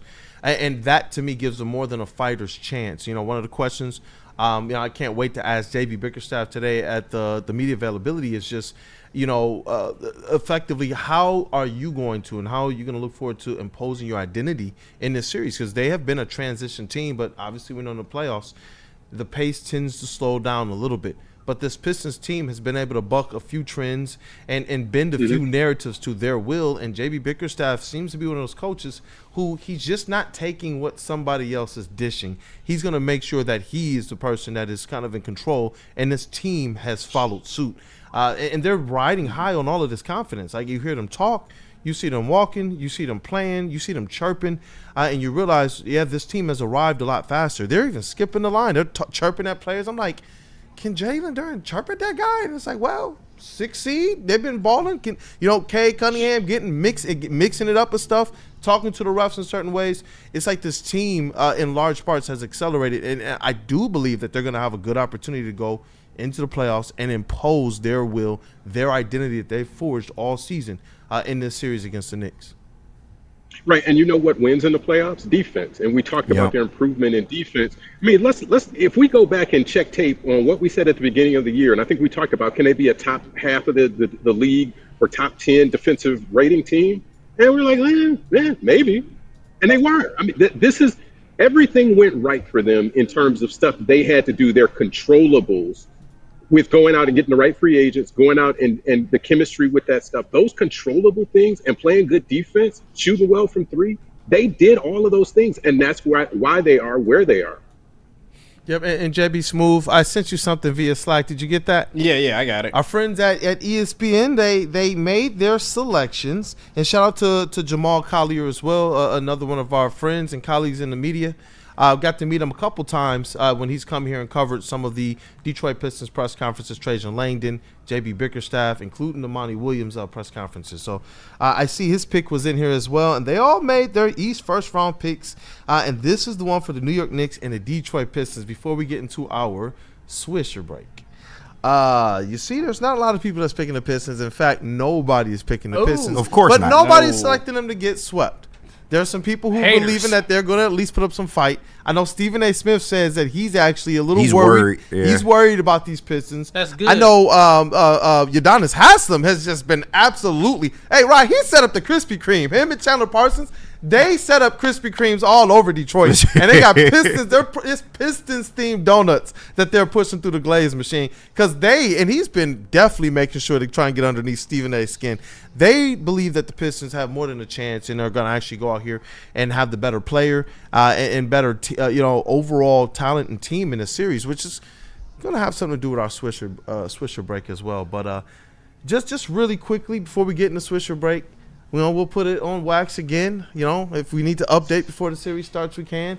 But I'll go around the room really quickly. Hey, Pistons, Knicks, what is your series prediction of final sound? Just briefly, I'm going to go Pistons in 6. All right. Hey, JBSmooovv, just briefly, because you guys know we're running this back tomorrow night. Yes, sir. JBSmooovv. Oh, Pistons at 6. Man, come on now. Hey, Chopsticks, Pitsy 6, New York Knicks, Pistons at 6. All day long. Man, they chopped. The Knicks are like they bootleg sandwich. They chop cheese right now. Chop cheese, the Aki way. They chop cheese. Hey, Rod Beer, what say you, brother? Pistons in 7. Hey, I love it. I've moved at the Garden to win the series. I moved the Pistons in 7 as well. I was initially early on Pistons in 6. Moved the Pistons in 7 as well. And I do. Cade, that you said it best. Cade Cunningham, Game 7 in the Garden. God, set him on. It's a new day. We're talking about a new day right now. It's a new day. Yes, it Let's is. get that graphic up there on the screen, JBSmooovv. Let's cook it up. You see Rod, he's already smiling. Let's get it going, boy. Swisher break time, guys. What's that graphic say? Swisher break. Yes, sir. Yes, sir. Will, when you get a chance, play me some pimpin', man. And we will get right into this thing. We have a lot of Swisher brick statements. Everybody contributed, from Sam to Kool-Aid to myself. So we'll try and get through as many of these as we can with you, Rod. And we want. Rod, how much time you got? So we'll know how many questions we'll let's roll go with you. 5 minutes. Let's Okay, cool. All right. So the first one. Cade Cunningham is the best player in the Pistons versus Knicks series, swish or brick. Hey, you guys have seen those stats all season. You've seen the names that he's been amongst all year, and it's only been a handful. And he was one of 9 players to finish with the stat line he did of at least 26 points average, 9 assists, and 6 rebounds per game. And this season, that puts him just amongst Nikola Jokic. Cade Cunningham, and it's clearly the best point guard in the East. And even though the Knicks have a couple MVP candidates over there, these guys do not. And you check the stats, you check the impact. These guys are not having the same level of impact that Cade Cunningham is. But Flannel Sam, what say ye? Easy swish. If the Knicks might have 2 through 5, honestly, but the Pistons clearly have 1. Cade Cunningham, no question about it, best player in the series. JB, really quick. Forget a cat, forget a Brunson, forget a rat. It's Cade all day. Hey, KG. I'm in the same boat as JB. I mean, Cade is clearly the best player. He's better than Brunson for damn sure. If you want to argue Cat, I can understand it. But at this point, I think Cade has had a better season than Karl Anthony Towns. It's K-Troit, folks. K-Troit. K-Troit. Yes, indeed. Hey, Rod Beard, what say ye? If it's not Jalen Duren, it must be Cade. It is. He's the number 2, Rod. He's the number 2 as of right now. Sheesh, man. Always throwing his little jabs, man. Go to Atlanta and just switch up. But nah, number 2. It will be a snub if Cade is voted any less than first team All-NBA. Swish or brick, Mr. Second team All-NBA. Hey, listen, you know what? Cade Cunningham, that man, you guys have heard the stats, you've heard me tell it, and there's just a few players in this NBA that I believe, if you're talking about MVP, deserve that consideration above Cade Cunningham. And you look at where the Pistons finished, you look at the historic tripling of their win total, being the first team to go from 14 wins to the playoffs, and a lot of that has to do with Cade Cunningham. I won't repeat those stats, but I will throw it over to Flannel Sam, who this was his submission, and I've been waiting to see what you have cooked up. Brick. It's not a snub, but it's certainly a question. I think that shocking me. I am not going to be up in arms if the NBA puts Anthony Edwards as a first-team All-NBA over Cade Cunningham. I think that it's a question, it's an argument. I personally would pick Cade, but the key word is snub.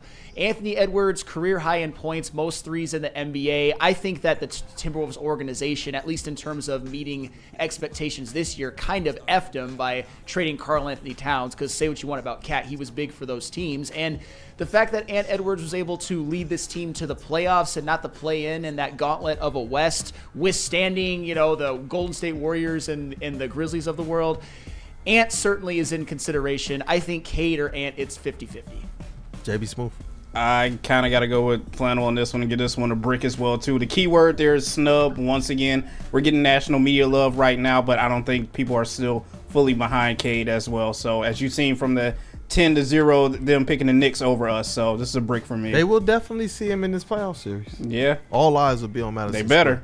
What up, though, KG? No, this is a brick, and the national media, has an argument about first team All NBA. They could easily just, not keep Cade out of that. But where I go is second and third team, and y'all know I've been on this all year long. There is absolutely no reason why he can't make third team, and at this point, there's absolutely no reason why he can't make second team. So, Rod, if he doesn't make second or third team, I'm blaming you because you and Omari St. Kofa was supposed to get this shit together with the NBA media. Like, I'm not trying to hear that. You kept telling me all year, like, no, he won't win all NBA because of the national media. I think that's changed. And for the record, let me just give one caveat. No worse than second team. If you told me that Cade and Donovan Mitchell were the second team All-NBA guards, I'd be cool with that. But if you told me that Ant Edwards and Donovan were second team and then SGA and Cade were first team, I think that would be perfectly acceptable as well. And Marjay Spears has led that conversation every step of the way. Like, we would bounce around the ideas, and then Mark J. Spears, we would see him. He would actually go and stamp that. He belongs in the MVP conversation. He belongs in the All-NBA conversation. He was one of the first ones. He belongs in the All-Star game. And then he started to say second team. I saw when he made that, it's the question now All-NBA second team for Cade. And since that time, all Cade and these Pistons did was more of the same dirty work that they've been doing. They've been getting down and handling their business. But Willie B., what say you? Is it a snub if Cade Cunningham is not first team All-NBA? Yes, I've called a switch on that one because he gets snubbed. He did what he's supposed to do. He averaged 26 points, 9 assists per game, and 5 rebounds. 6 of them up. Yeah, exactly 6. Well, thank you. Man, why snub him? He's deserved to be first team. I mean, it's political with the NBA because everybody hates Detroit, and it's Detroit first to everybody. They think, okay, Pistons ain't viable to make it to the league. I do believe his defense is a little underrated. It is. Absolutely. Both ways. I do believe that. But Rod Beard, what say ye? I agree. It is it's a brick, and it's a snub only if he doesn't make second team. If he makes first team or second team, I think that is well worth it. Same idea that Flannel Sam put out there that if you said Ant, and I said this a while ago too, if it's Ant, cool. I mean, I get it. I understand because Cade isn't a bigger name. But first team, second team, third team, I think would be a snub. And if he has to be all NBA, like he cannot be not on the third team either. That would be a complete snub. All right, I was watching what you was gonna say. I got you documented in the booth, man. It's a sticky note that says Rod B says that they will make he will make second team, man. So it's good. We'll sneak one more in there. One more. You're killing me, 3, dog. 2, 1. I wanted to ask him about Jalen Duren, man. You had cooked up one about Jalen Duren, but I will go to this one instead. Cade Cunningham needs. I gotta run. But I'll catch you guys next week. Oh, okay. Thank you, Rod. Yep. Sorry, Rod. Thank you. No, thank you, man. All right, we'll see you. Yes, sir. And I'll definitely make sure to talk about Rod Beard some more. That new title, that role that he's in. He's down south in Atlanta. You know, a long-time Detroit guy, long-time media guy, University of Michigan, Detroit News. Covered the Pistons for 7 years before becoming sports editor-in-chief at the Detroit News and giving us his time here at Woodward Sports since the beginning. And still giving us his time, even though now he's the senior sports editor at the Atlanta Journal-Constitution. So shout out to Rod Beard, the legend, still giving us his time, still tapped in with these Pistons. And I'm definitely, let's take a quick break then, and then we'll get back and do the rest of the Swisher break. Yeah, let's do it. Hey, Pistons thing. Dr. Pierce. Yeah. Attention sports fans. Don't miss out on expert sports injury insights with Dr. Jeff Pierce of Michigan Sports and Spine. Join Dr. Pierce every Tuesday during Big D Energy, every Thursday on Ermanni and Edwards, where he's offering you top-notch injury advice. Trust the guy that DMAC does. Dr. Jeff Pierce is here to keep you in the game and performing at your best. For more information, visit MichiganSportsandSpine.com or call 248-426-9944.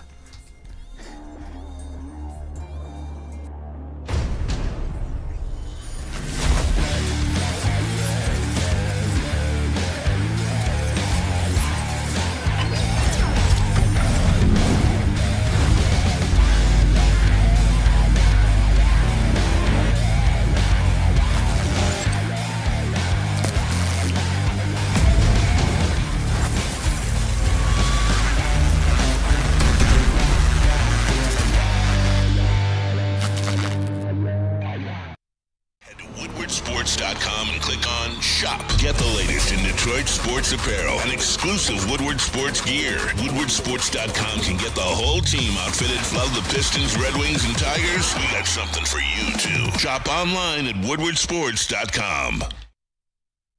Feldman Chevrolet, Michigan's #1 Chevy dealer, is kicking off the game with the best prices on all cars, trucks, and SUVs, like this 2024 Silverado for just $296 a month, or this 2025 Equinox for as low as $371 a month. Our locations in Novi, Highland, New Hudson, Livonia, and Lansing means we have the perfect Chevy right in your backyard. Get the home team advantage every day at Feldman Chevrolet, Michigan's #1 Chevy dealer.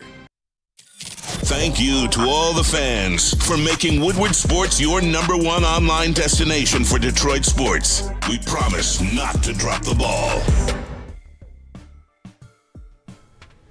Buddy's Pizza has been serving the original Detroit-style pizza since 1946, and 79 years later, they have 22 locations in this great state of pure Michigan. And fans can still visit where it all began on the corner of 6 Mile and Conant. Sign up today for Buddy's Rewards to earn points on every purchase and receive exclusive promotions. Download the Buddy's Pizza mobile app and start earning today. Add some Detroit style to your next meal. And do it with 10% off by entering promo code 10MEAL. That's the number 10 MEAL. Buddy'sPizza.com. Hey, and we are back. It is Wake Up Woodward. Still in the Woodward Pistons playoff edition. This is the very first Woodward Pistons show during a Pistons playoff season. Wow. That is absolutely wild and crazy. And again, shout out to Rob for still being committed and still staying tapped in all the way from another state, another job where he's tapped in with another team. But something tells me this Pistons one is going to give him a little bit more content over the coming weeks than maybe the Atlanta one. They might lose to the Bulls or Heat, honestly. Actually, I'm calling it right now. Yeah. Whoever plays the Hawks in the play-in, they go to the playoffs, the Hawks go home. I'm telling y'all, man, there's just something about Trae Young, and I don't think that the noise, little birdies, I don't think the noise is going to die down around Trae Young and potential departures or trade candidates this offseason. So that's going to be an interesting one to follow. Yeah. But They looking to get rid of him. Yeah, just be real about it. Because you notice there's going to be a lot of other teams that are going to step out and say, we're ready to let go of our star. Yeah, you saw yesterday the report of Joe Dumars, and now the mandate could be, and this is via Hoops Hype, and they've been on it. They're really on it. That the mandate is get rid of Zion. This summer. It's about time, man. KD is on the block, then Zion's on the block, and others. But you know who's not in that dysfunction?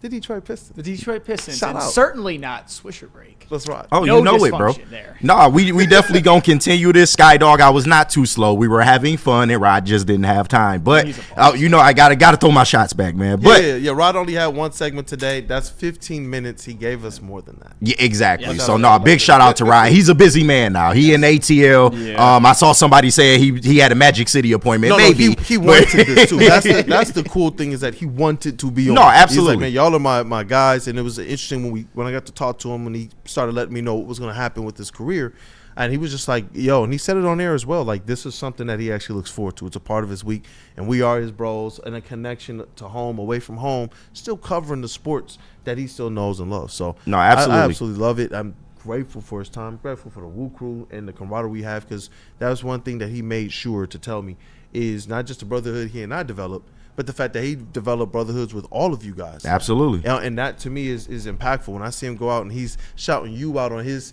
56,000 followers. Bro, I was so honored, bro.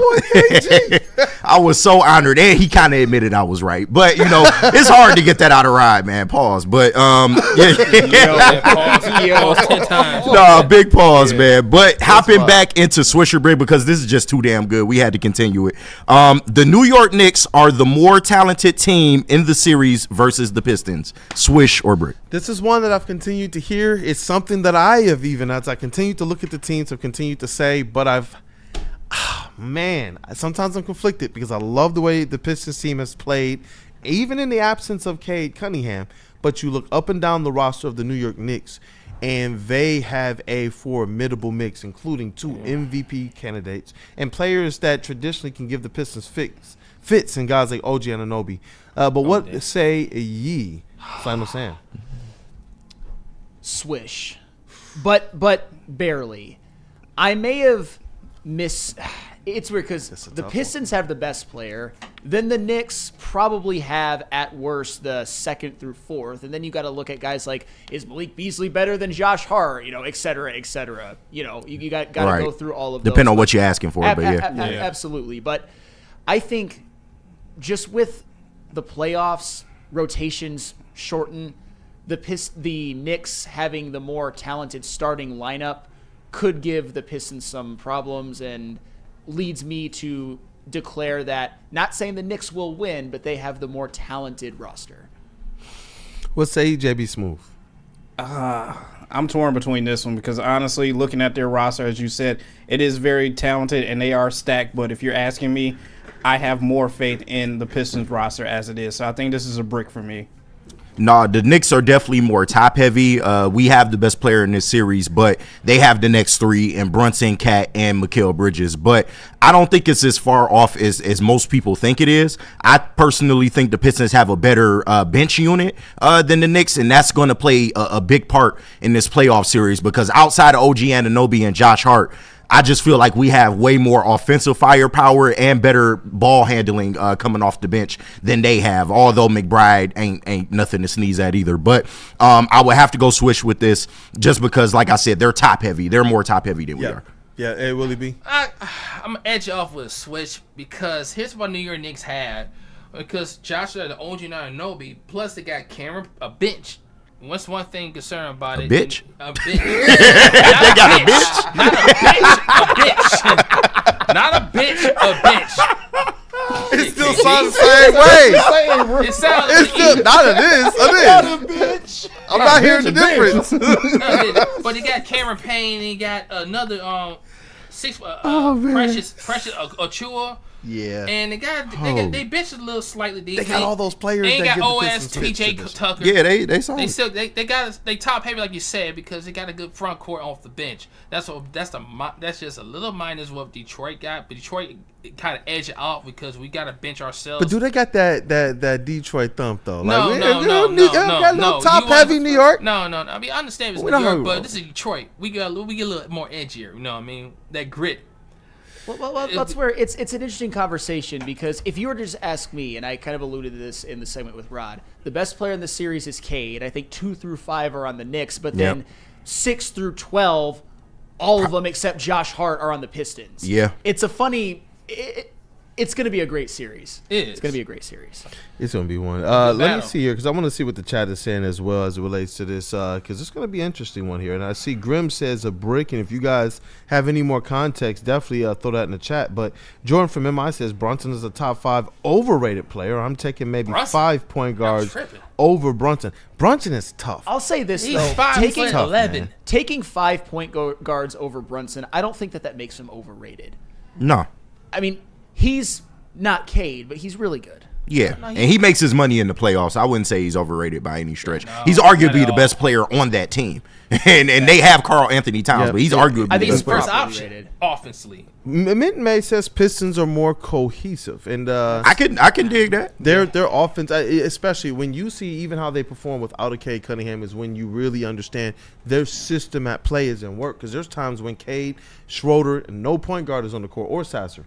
And they're still, it's Ron Holland and Beasley in the backcourt, and they're still out there making stuff go. Yeah. And that's where I actually lean towards that a lot. That's a good point. That's a really good point. That might show up in our keys tomorrow night. But I'm also seeing a couple more here. Weezy313 says, OG is a unit. Don't we want Asar to be OG, and isn't OG a champion? Yeah, that's one of those X Factor players to me. Absolutely. For the New York Knicks. He has some pedigree, man. Only edge that the New York's had is playoff experience for last year, and this is Detroit's first playoff experience in a long time. So I want to see how this is going to go out. Yep, and Stephen Davis says, talent-wise, it is the Knicks, but Pistons are the better team. And that sounds like the recipe or the identity we've heard from a lot of different winning, not just Pistons, but Detroit teams in general. They just seem to find a will, a way, a grit beyond just the talent that they have to get them to that next level and compete with some of the more talented and star-studded rosters. No, absolutely. It's not as far off as people would think just on paper. This probably is the best first-round matchup of any of the first-round matchups, the most evenly matched one. But let's go to the next one. We know Cade, Malik, and Duran will be top players this season. Who are the next 3 most important players after them? So it's more of an open-ended question instead of a statement. Yeah. Instead of arguing or trying to figure out if it's Malik Beasley, if it's Jalen Duren as the number 2, the question here is, who are those next 3 players? We talk about the Pistons' depth, and that's why I'm glad you asked this one second. You see people in the chat even talking about the fact that, no, man, you know what? The Pistons got the depth. Well, then who are those next 3 players that you all believe are going to step up and be huge X factors for the Pistons? Got a lot to choose from, but I'll leave it up to you guys. Tobias Harris. Hey, he showed up. Y'all better stop. Article about y'all better stop playing with that, the man. 16 players who could swing the first round series. You mean Sweet Tea? Tobias Harris was their pick. Absolutely. JB, I'm gatekeeping the F out of Tobias. Yeah, no, it's playoffs. Y'all got to chill on that TH12 slander, bro. Like he's gonna be good. He is. I'd go Asar Thompson and Isaiah Stewart just for what he can provide on defense on Cat. That could be the number 1 thing that swings the series. Yeah. And I'm So what were your 3 again? You said Tobias? Asar, Stu. All right. JBSmooovv. Give me Beef Stew, Asar, and Dennis Schroeder. That's a good one. Ooh, He's he's led them in assist to turnover ratio since he's been a Piston, and he's had the highest assists per game off the bench since he's been a Piston. That's Dennis Schroeder. What up, though, KG? Yeah, give me Tobias, give me Schroeder, and give me Stu.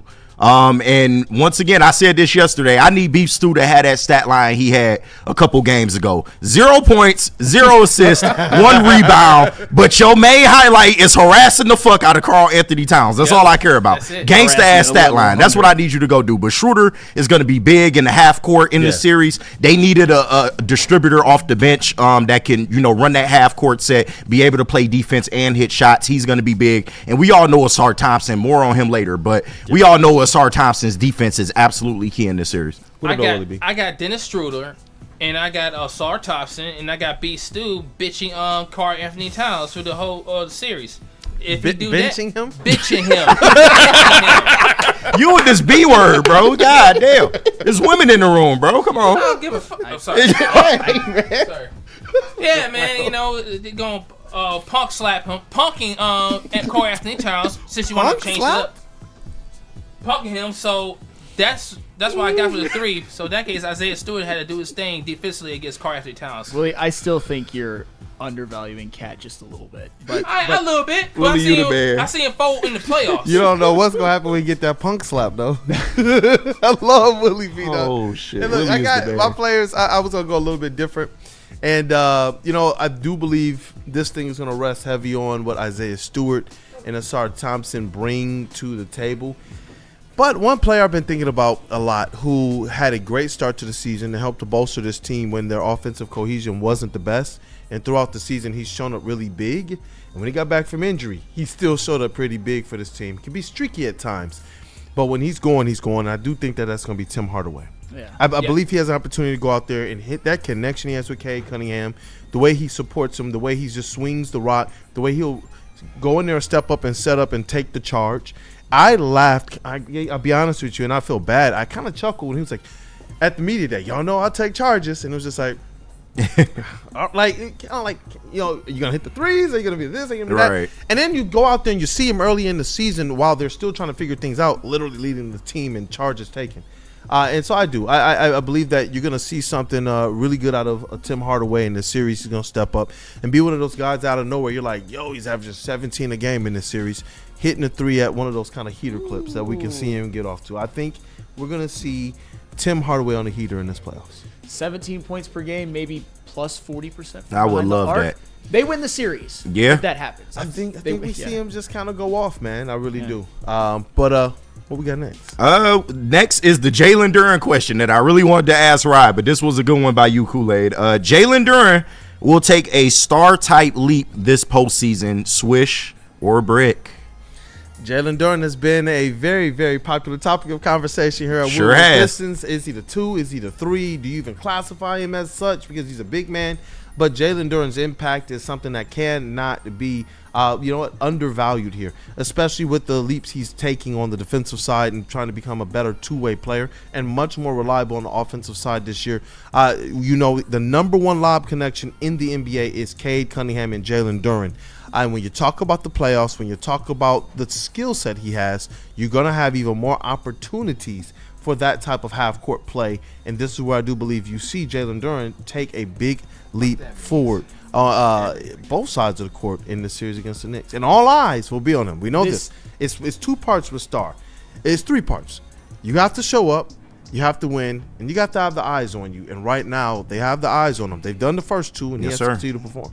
This is where the wording is going to be the answer to my question. Brick. I don't think he's going to take a star type leap because I still think that his game is a little bit too limited to have a star-like impact. I think he's got to get better defensively, and he's got to obviously develop somewhat of a perimeter game.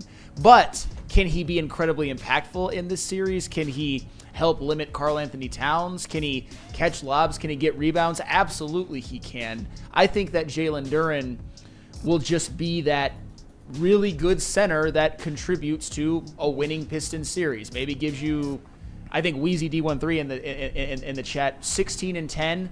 You know what? I'll go 15 and 13. Maybe a couple assists, maybe a couple blocks. That to me is what I think Jalen Duren's going to do. That'd be a great series, though.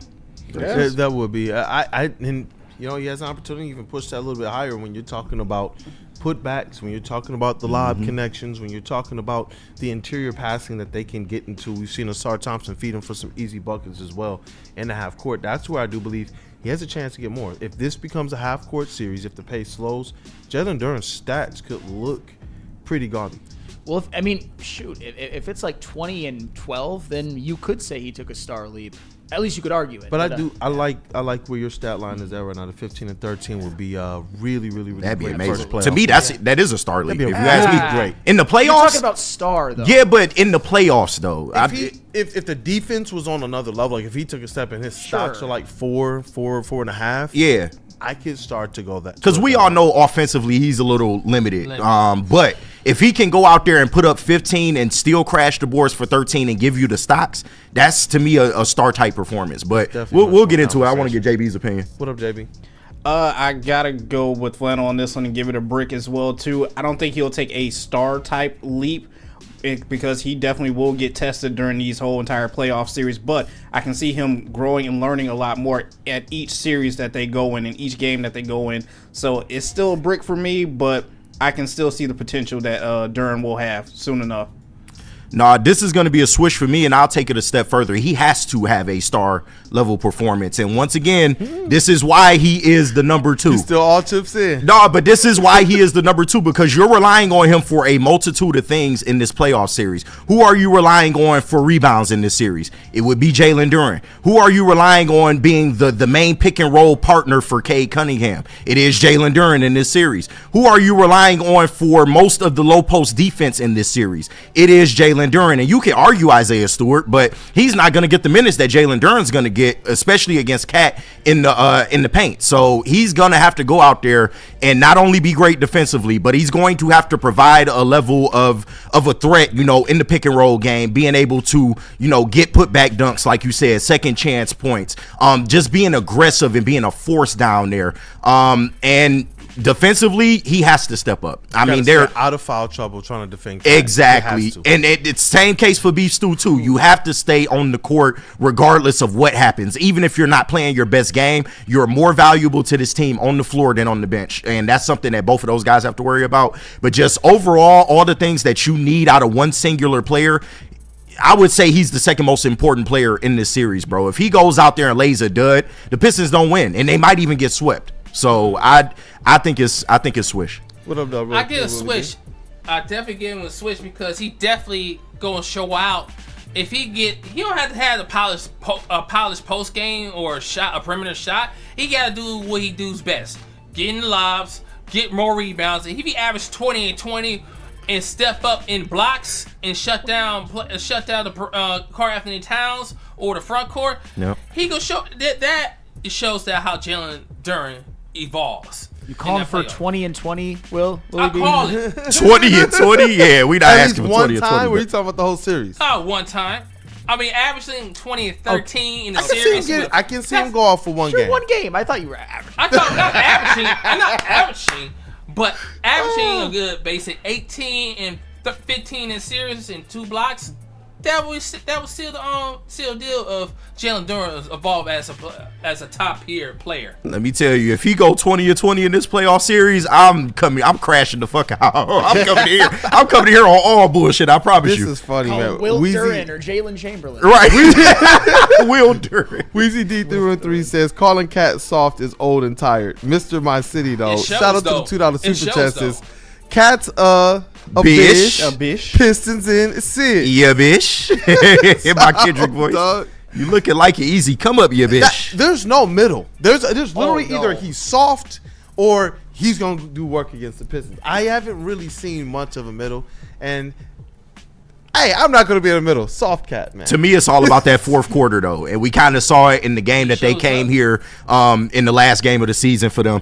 If you can get in Cat's head in the fourth quarter, that's what matters. Because he was giving Duren and Stu buckets that whole game, but in the fourth quarter when it mattered, they shut him down. He was 2 of 7 against Stewart in that last game. Yeah, 29% from the floor. That's man. all you gotta do. There you go, man. There you go. If you punk him in that in clutch situations, he would fold. Like he did in the West Conference Finals last season. So then it's honestly, if you know that you're going to have the stamina advantage because you're going to be able to rotate 2 starter level bigs as it relates to defending Cat, then that means it's about how you start the game versus him. You have to make sure he's uncomfortable. Yep. You got to be chasing him around. You got to be yelling out when you need help, because when their communication dips and then they start getting frustrated, we've seen this team, sometimes there's some speed bumps. And in the playoffs, those speed bumps against a Tibbs team, man, those wheels will pop off quickly. We've seen it. And before this year, sir. That boy it didn't matter. Yeah. Preseason, summer league, it doesn't matter. If it was Pistons, Knicks, he was running the floor and mopping it up with the Pistons.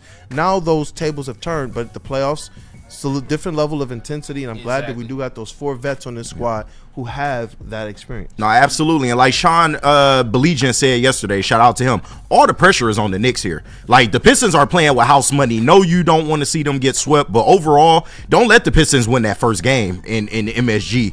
The Knicks going to have some problems, bro. Like, all the pressure is on them. Absolutely. So inject that into my veins. No, please, bro, please. We got 2 more here. These are 2 more that I crafted. We'll start with this one. Close off the show then?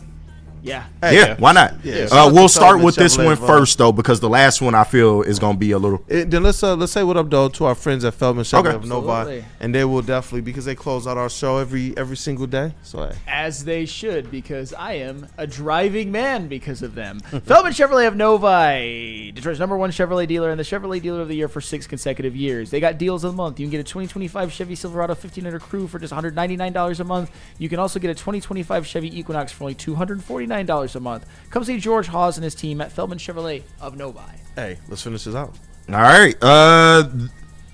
Asar Thompson is the X factor for the Pistons in this series. Swish or brick? We've seen Asar Thompson be that guy, that glue guy, that anything you need guy, that, hey, we need you to step up your usage and impact guy all season for the Detroit Pistons since he got going after the blood clot issue. And now you're entering into a series in which when you're talking about the types of players that the Knicks have, and this is even more or less from a defensive standpoint, Asar Thompson is going to be your most versatile defender. He's going to be one of your guys who can go all game chasing after and switching everything and fighting over picks. And then when you talk about the impact that he has on the offensive side of complete versatility, including, even if the three is not falling, still being able to find the gaps, find his lanes, use his athleticism, his speed, and his IQ to finish effectively at the rim. When you talk about Asar Thompson being that X factor, that's where I do believe when you're talking about the players starting, players off of the bench, he's going to be the guy on both ends of the floor that you need to have one of those types of series. But what say ye, Flannel Sam? That's a good one, but my X factor is Isaiah Stewart. After what I saw him do to Karl Anthony Towns in the regular season game, I'm not saying that it's going to necessarily 100% carry over, but my one of my biggest keys is I think Karl-Anthony Towns and the way he plays flips the series. If he plays like regular season Cat in this season's first round, the Knicks win. If he plays like last year's Western Conference Finals Cat, then the Pistons win. And somebody who is going to have a lot to say and how Karl-Anthony Towns plays is Isaiah Stewart. What up, though, JBSmooovv? KG, what was the question one more time? Asar Thompson is the X factor for the Pistons in this series. I'll go with a switch on that just because he's that question mark. You don't know what you're going to get out of him night in and night out. One night it could be 10-plus points. He's scoring. He's grabbing rebounds. Or another night he'd just be all defensive, which you absolutely love and want to see even more as well, too. So I'll definitely say he'll be that X factor, that what if. You never know what you're going to get out of him night to night. Yeah, and let me state for the record, I don't think there's a wrong answer here. Like, I love Sam's answer of Isaiah Stewart. There's a lot of players that you can choose from. You can go Tobias, you can go Dennis Schroeder. It's a lot of ways you can go. To me, this is a swish because defensively, I don't think we got to worry about Asar Thompson. He's going to go out there and give us his A-plus effort on defense. It's all about what he can contribute offensively that's going to make the difference for the Pistons in this series. Because if you can get that Asar that's cutting to the basket, that's challenging the defense, like you said early, in the half court set, you pass the ball to him and just let him go downhill, see what he can create and drive and kick maybe as well. I think that's going to play big for what the Pistons will be able to do, because if you can get scoring from him and you can also get the defense, that makes them that much more dangerous. What up, though, Willie B? That's well stated. I'm going to edge out with a switch, to be honest with you, for Asar Thompson, because you never know, and he's still young at this game. It's his first playoffs in his career. So I'm gonna be honest, he could do both ways. Be a stopper if you stop Jalen Brunson in the perimeter, and still get offense and drive to the basket and do all around game. He got a chance to be a factor. He definitely got a chance to be a factor in the series. If he shows up, Pistons have got a way to win in the whole series. Yeah, and I see a lot of people in here, Skydog and just E313. A lot of people saying Holland, bro, and I don't think that's a bad answer either. I'm proud to see. I was wondering, and that's why I framed it this way, because I do believe Asar Thompson and Isaiah Stewart are probably the easier ones. I went back and forth which one I was going to put on there. But I wanted to see if there were some other players, including Tobias Harris, including Ron Holland, that people would pick up on. No, but once again, there's no wrong answer here. But no, I loved everyone's answers, and they can all be considered the X factor. But for this final one, and this one is a little more nuanced. Cade Cunningham needs to average at least 29 points, 8 assists, and 6 boards this series for the Pistons to beat the Knicks. Swish. 29, 8, and 6. How much again? So he's scoring a little bit more? Yep, I'll restate the question. Cade Cunningham in this series needs to average at least 29 points, 8 assists, and 6 boards for the Pistons to beat the Knicks. I feel like it's in line. Goodness gracious. So the scoring has to go up a little bit. I think we all know that. Yeah. But everything else, I think that's modest growth as it relates to Pistons. You're talking about taking that next step up, that next level up in the playoffs. That's what you want to see from Cade Cunningham. And I see what you did there. The assists down just a little bit, the scoring up just a little bit more. So you're not necessarily having to go out there and create anything extra. It's just Cade Cunningham going out there with his opportunities and providing a whole lot more as it relates to pressure from a scoring position. But what say ye? 29, 8, and 6 as the numbers Cade Cunningham has to average for these Detroit Pistons to win this series. I don't want to pigeonhole to to just a number in terms of raw stats. 29, 8, and 6 would be fantastic. My worry is more not really worry. My key is the efficiency that he plays with. Fair. I'm gonna say Cade needs to have at least a 55% true shooting in this series. That's more the benchmark that I would use, and he needs to create good looks for others. I don't care if his scoring goes down, his scoring go up, his assists go up, his assists go down. Make the right basketball play all the time, every time, or as much as you can. I think that's more the key. Sam not caring about stats? What? I mean, shooting is a stat. Efficiency is a stat. I'm just... No, it is. But no, I actually love that answer. JB. You said 26. All right, so Cade Cunningham needs to average at least 29 points, 8 assists, and 6 boards this series for the Pistons to beat the Knicks. So scoring is definitely up. I don't see how this isn't possible for him to kind of do this night in and night out. Obviously, we've been seeing 30-point games from him for a while at least. So I think this is a switch. I think he can honestly get to this. No, I fully agree. I think he could average 30 plus in this series. I think maybe around 32 points, maybe keep the assists where they are around 8 and 6 boards. I think that would be a great welcome to the NBA playoffs stat line for Cade Cunningham in this playoff series. I believe he has a great opportunity to actually average that double-double. Yeah, no, absolutely. But does he need to do this? Yes. And I'm just point blank, period. I do think his scoring needs to go up, an uptick, because you are the best player in this whole series. We have all said it. You are the best player on the Pistons. You have to assert yourself. And that's what the playoffs are all about. It's about stars making a name for themselves and going out there and being the best players that they can be. The spotlight is going to be on Cade. He has to perform. And I have no doubt that he will. His play style is suited for the playoffs. That slower paced, half court type offense. Cade is going to thrive. But I do need a small uptick in points from Cade. Like I said, 29, that would be perfect. Anything around 29 to 30 is perfect. You still need to go out there and be the main distributor, so 8 assists is right on the money. And whatever you can provide in rebounds is just an added bonus, because you need to grab as many boards as you can. But no, I would say yes, he needs to do this in order for the Pistons to have a chance. And I hear you. And for my answer, I just wanted to give a quick addendum, because this season, I wanted to make sure that I didn't give him unrealistic expectations or anything. This season, in the regular season, Cade Cunningham has a true shooting of 56.5%. Make it 60. I said 55. I'm calling for 60. I think if he does that and he gets open looks for his teammates and they play well defensively and Cade plays well defensively, they win the series. Yeah. And the thing that I really love about this series and how it sets up for a player like Cade Cunningham is that when those possessions become fewer, when the pace does slow down, when the whistles are starting to be swallowed, these are some of the things that we've seen the Pistons, honestly, and their success be born through. Yes, sir. It's effectively the type of basketball that they play. And JB Bickerstaff said all season he was preparing his guys for this type of basketball. And that's where, when you're talking about fewer possessions but more prized possessions, that's where the ball is going to be in Cade Cunningham's hands more so, especially when you're talking about the fourth quarter. It will give him those opportunities to go out there and go on runs.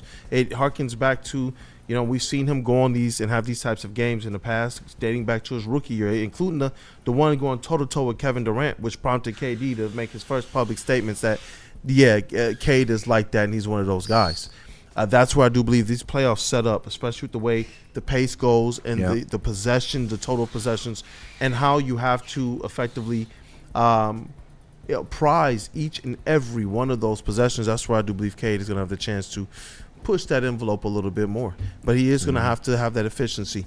But I'm glad that he's not a player. What do they call it? An ethical hooper. Right. Who is not reticent. He's not reliant on having to have the referees go out there and blow the whistle. We've seen him go out there and put up 30-point and 40-point games with either low to no free throws. Yeah.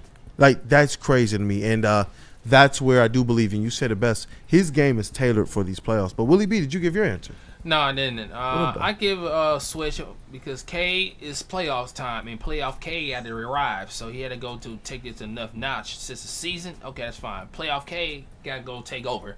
When he has to take over, he has to make sure that he got to do everything right, offensively and defensively. Yep, and shout out Sky Dog. He says Brick, he needs to average at least 10 assists to win. That kind of speaks to the double-double that you was talking about. And I see Demon Dice in here, noted Chicago Bears fan, talking about KG, stop it. I don't know if he meant in terms of me saying that he can average around 30 points, but it's a 7-game series. It's very possible that Cade can go out there and average 30 and still put up the rest of the stat line that we've grown accustomed to. This is what he is. This is what he is. And a lot of it has to do with the maturity on offense that this team has shown this year. They have grown, and we talked about that offensive cohesion. When we went back to the earlier questions, people say, well, we got the better team. Of course, we've seen this team perform with Cade on the court as well as without, but we know that it gives you something much more special, and your ceiling is raised much more higher when you got a guy like Cade.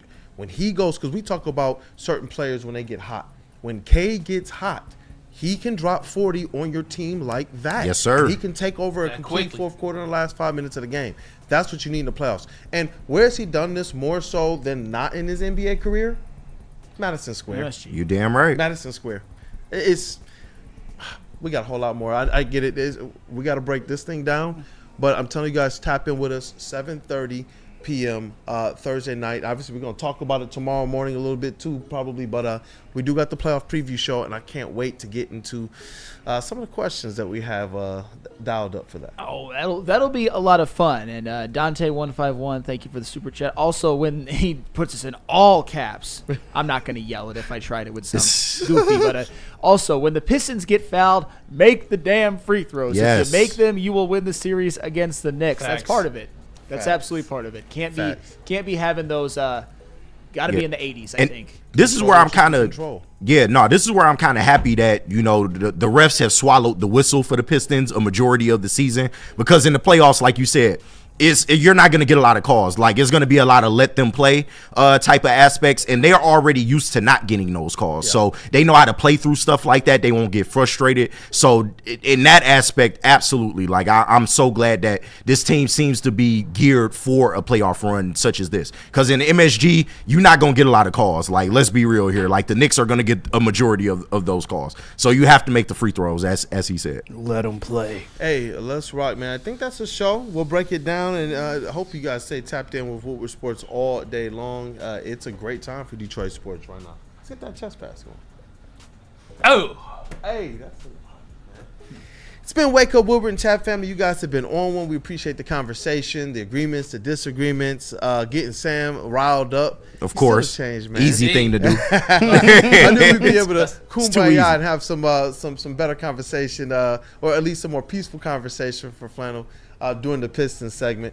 And it is, with these Lions, I do believe that the conversations are going to continue to get more and more, and the Tigers, more and more nuanceical. They're gonna hurt a little bit different, or they're gonna honestly excite a little bit different because of where these teams are expectation wise. Lions, Super Bowl.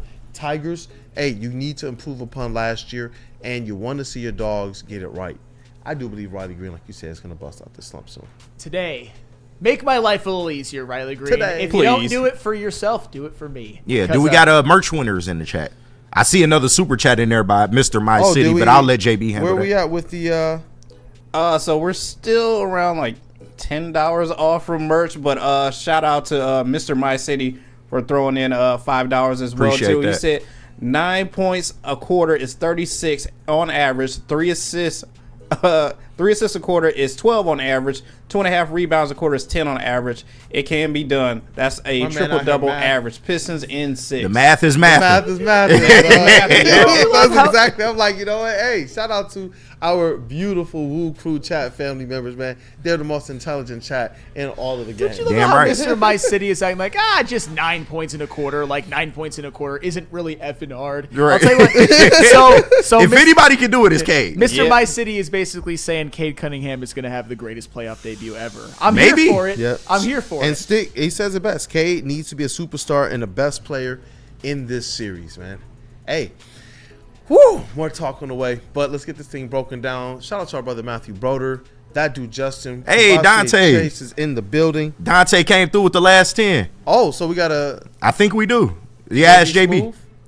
Still waiting for it to update, but I think we got there. I think we're there. Yeah, pick somebody out, and by the time I get to you in our breakdown, give that giveaway, that merch away. And it's Kool-Aid at WoodwardSports.com, whoever wins. But let's break this thing down. Shout out to Gavassier Chase as well, working hard for the WUW Crew and Woodward Sports. And Willie B in this sound booth. What up, though, bro? Hey, what's happening right here, man? Dude, smooth as always and fun as always to get the WUW Crew going, especially wake up in the mornings. And when you hear a Flannel Sam rant, it's like coffee. Like, it is. It's hard waking up, baby. Right, wake up and smell it like, Flannel Sam crash out. I am not changed. I'll admit it. I'm probably not changed, but that's okay. You've been working on yourself, though. That's all you could ask for. You've been trying. I've seen the effort from you. Well, thank you. Man, it used to be worse. No, it used to be worse. That's a fact. Shout out to KG, Detroit's #1 draft pick, Rookie of the Year, MVP. Hey, all around great guy. Shout out to Calvin Shepard. Yes, sir. you just had to fuck it up. But shout out to everybody joining us today. All the super chats, much appreciated, y'all. Make sure y'all tapped in with us tomorrow for the Pistons playoff preview show, and also join us Saturday. We giving them the Lions treatment, man. They get pregame, they get watch party, and postgame show. Best coverage in the city, hands down. Make sure y'all tapped in with Woodward Sports. Shout out to my team. I love each and every one of y'all. Let's keep this shit rolling, bro. Hey, I'm going to give you a little bit more time unless you got that winner, JB. Oh, no, I got it. Oh, You know what? Woodward Sports MVP in the TD booth, and he's bringing gifts, man. That's Woodward Sports Santa Claus, JBSmooovv. What up, though? Hey, what's going on, chat family? Thanks for tapping in with us once again. As KG said, tomorrow we'll have the Pistons playoff preview show. Cool, it should be fun. I think we definitely have some fun there. I don't know if we got any like special guests dropping by, but you never know who could drop by the studio to see us. But our merch giveaway, I think I got to go with the stats man himself, Mr. My City, for hey, shout out, Brody. Stats. So you are our merch winner for today, my guy. Hey, shout out. And again, that's Kool-Aid at WoodwardSports.com. And that right there is Flannel Sam, the vet of the squad, vet of the network, all sports, Red Wings correspondent, and somebody that's just an absolute Pistons lover. And for all Pistons lover and Detroit sports fans out there, man, I'm ecstatic for you guys, especially Flannel. We've had a lot of conversations over the last 3.5 years Yes, now. we have, and not all of them have been good. Most of them weren't for a while. But, anywho, the Pistons, just talking about the Pistons in the playoffs and previewing a series against the Knicks, it's actually taking away a lot of my Riley Greene angst. But, come on, Riley, for me, you want me in your corner so bad. I promise you. I promise you. Flannel ready to risk it all for Riley Greene, bro. I mean, you got to come through, bro. At this point, I'd almost risk it all for like an infield dribbler. Right. Just come on, man. Just do something. Get off the schneid. I'm in hell right now. Yeah, no. Actually, probably no one's more in hell. All the people that troll Flannel is getting their shit off right now, man. Help your boy out, man. Help your boy out. Help me. At least we have Cade. Yes, we got Cade. This is your boy Brandon Day, K Detroit Kool-Aid, your credential Pistons reporter and writer for the network. And just real quick as well, we're going to run with largely the WUW Crew and our guy Platty for the shout out Chris Platty. Tomorrow. He just hit me. He was like, "Am I in a booth or am I on a desk?" Platty, bro, we're gonna try and have you up here, man. No, he'll be on the desk, bro. Let's give my man some love. Great Pistons insider. He talks a good game about the Pistons. He's gonna be a part of also our other coverage as well as Spinny going into the pregame watch party and postgame. So Anton also will be on the desk. I know he's another one of those guys Shout out Anson. Loves the Pistons. So I'm ecstatic for this, man. We're covering Pistons playoffs. In the past, our biggest Pistons events were draft lottery and draft shows. Now it's playoff previews and playoffs. I have a weird feeling that me and Anson are going to fight about something. I can see that. I can definitely see that. It's probably not going to be about the Pistons. But tune in. I pay money to see that. Right. But, I pay money to see that. Rando Smalls, Riley, big day coming. A cycle? I would nut. Oh, shit. I would actually nut. Don't let him hit a cycle. Sam coming in here on all bullshit the next day. I told you. Going bang, bang, bang. Right. I told you, motherfuckers. That's it. I mean, it's like porn to me. I'm asking for an infield single. At least. Maybe a little bit. 2020 for Duran in the playoffs and a cycle for Riley Greene the next game. Right. Let's go, man. We here. Oh, man. We here. We are here. And you know what? This is Waco Woodward and Chat Family. As always, you guys are the most important part of this thing. Thank you guys for your support. Smashing the like button. Sending in those super chats again to our winner. The email is Kool-Aid at WoodwardSports.com. And we appreciate you guys' patience at working through these giveaways. I know that some people are getting taken care of little by little. But have a blessed day, you guys. It's been Waco Woodward. Let's rock.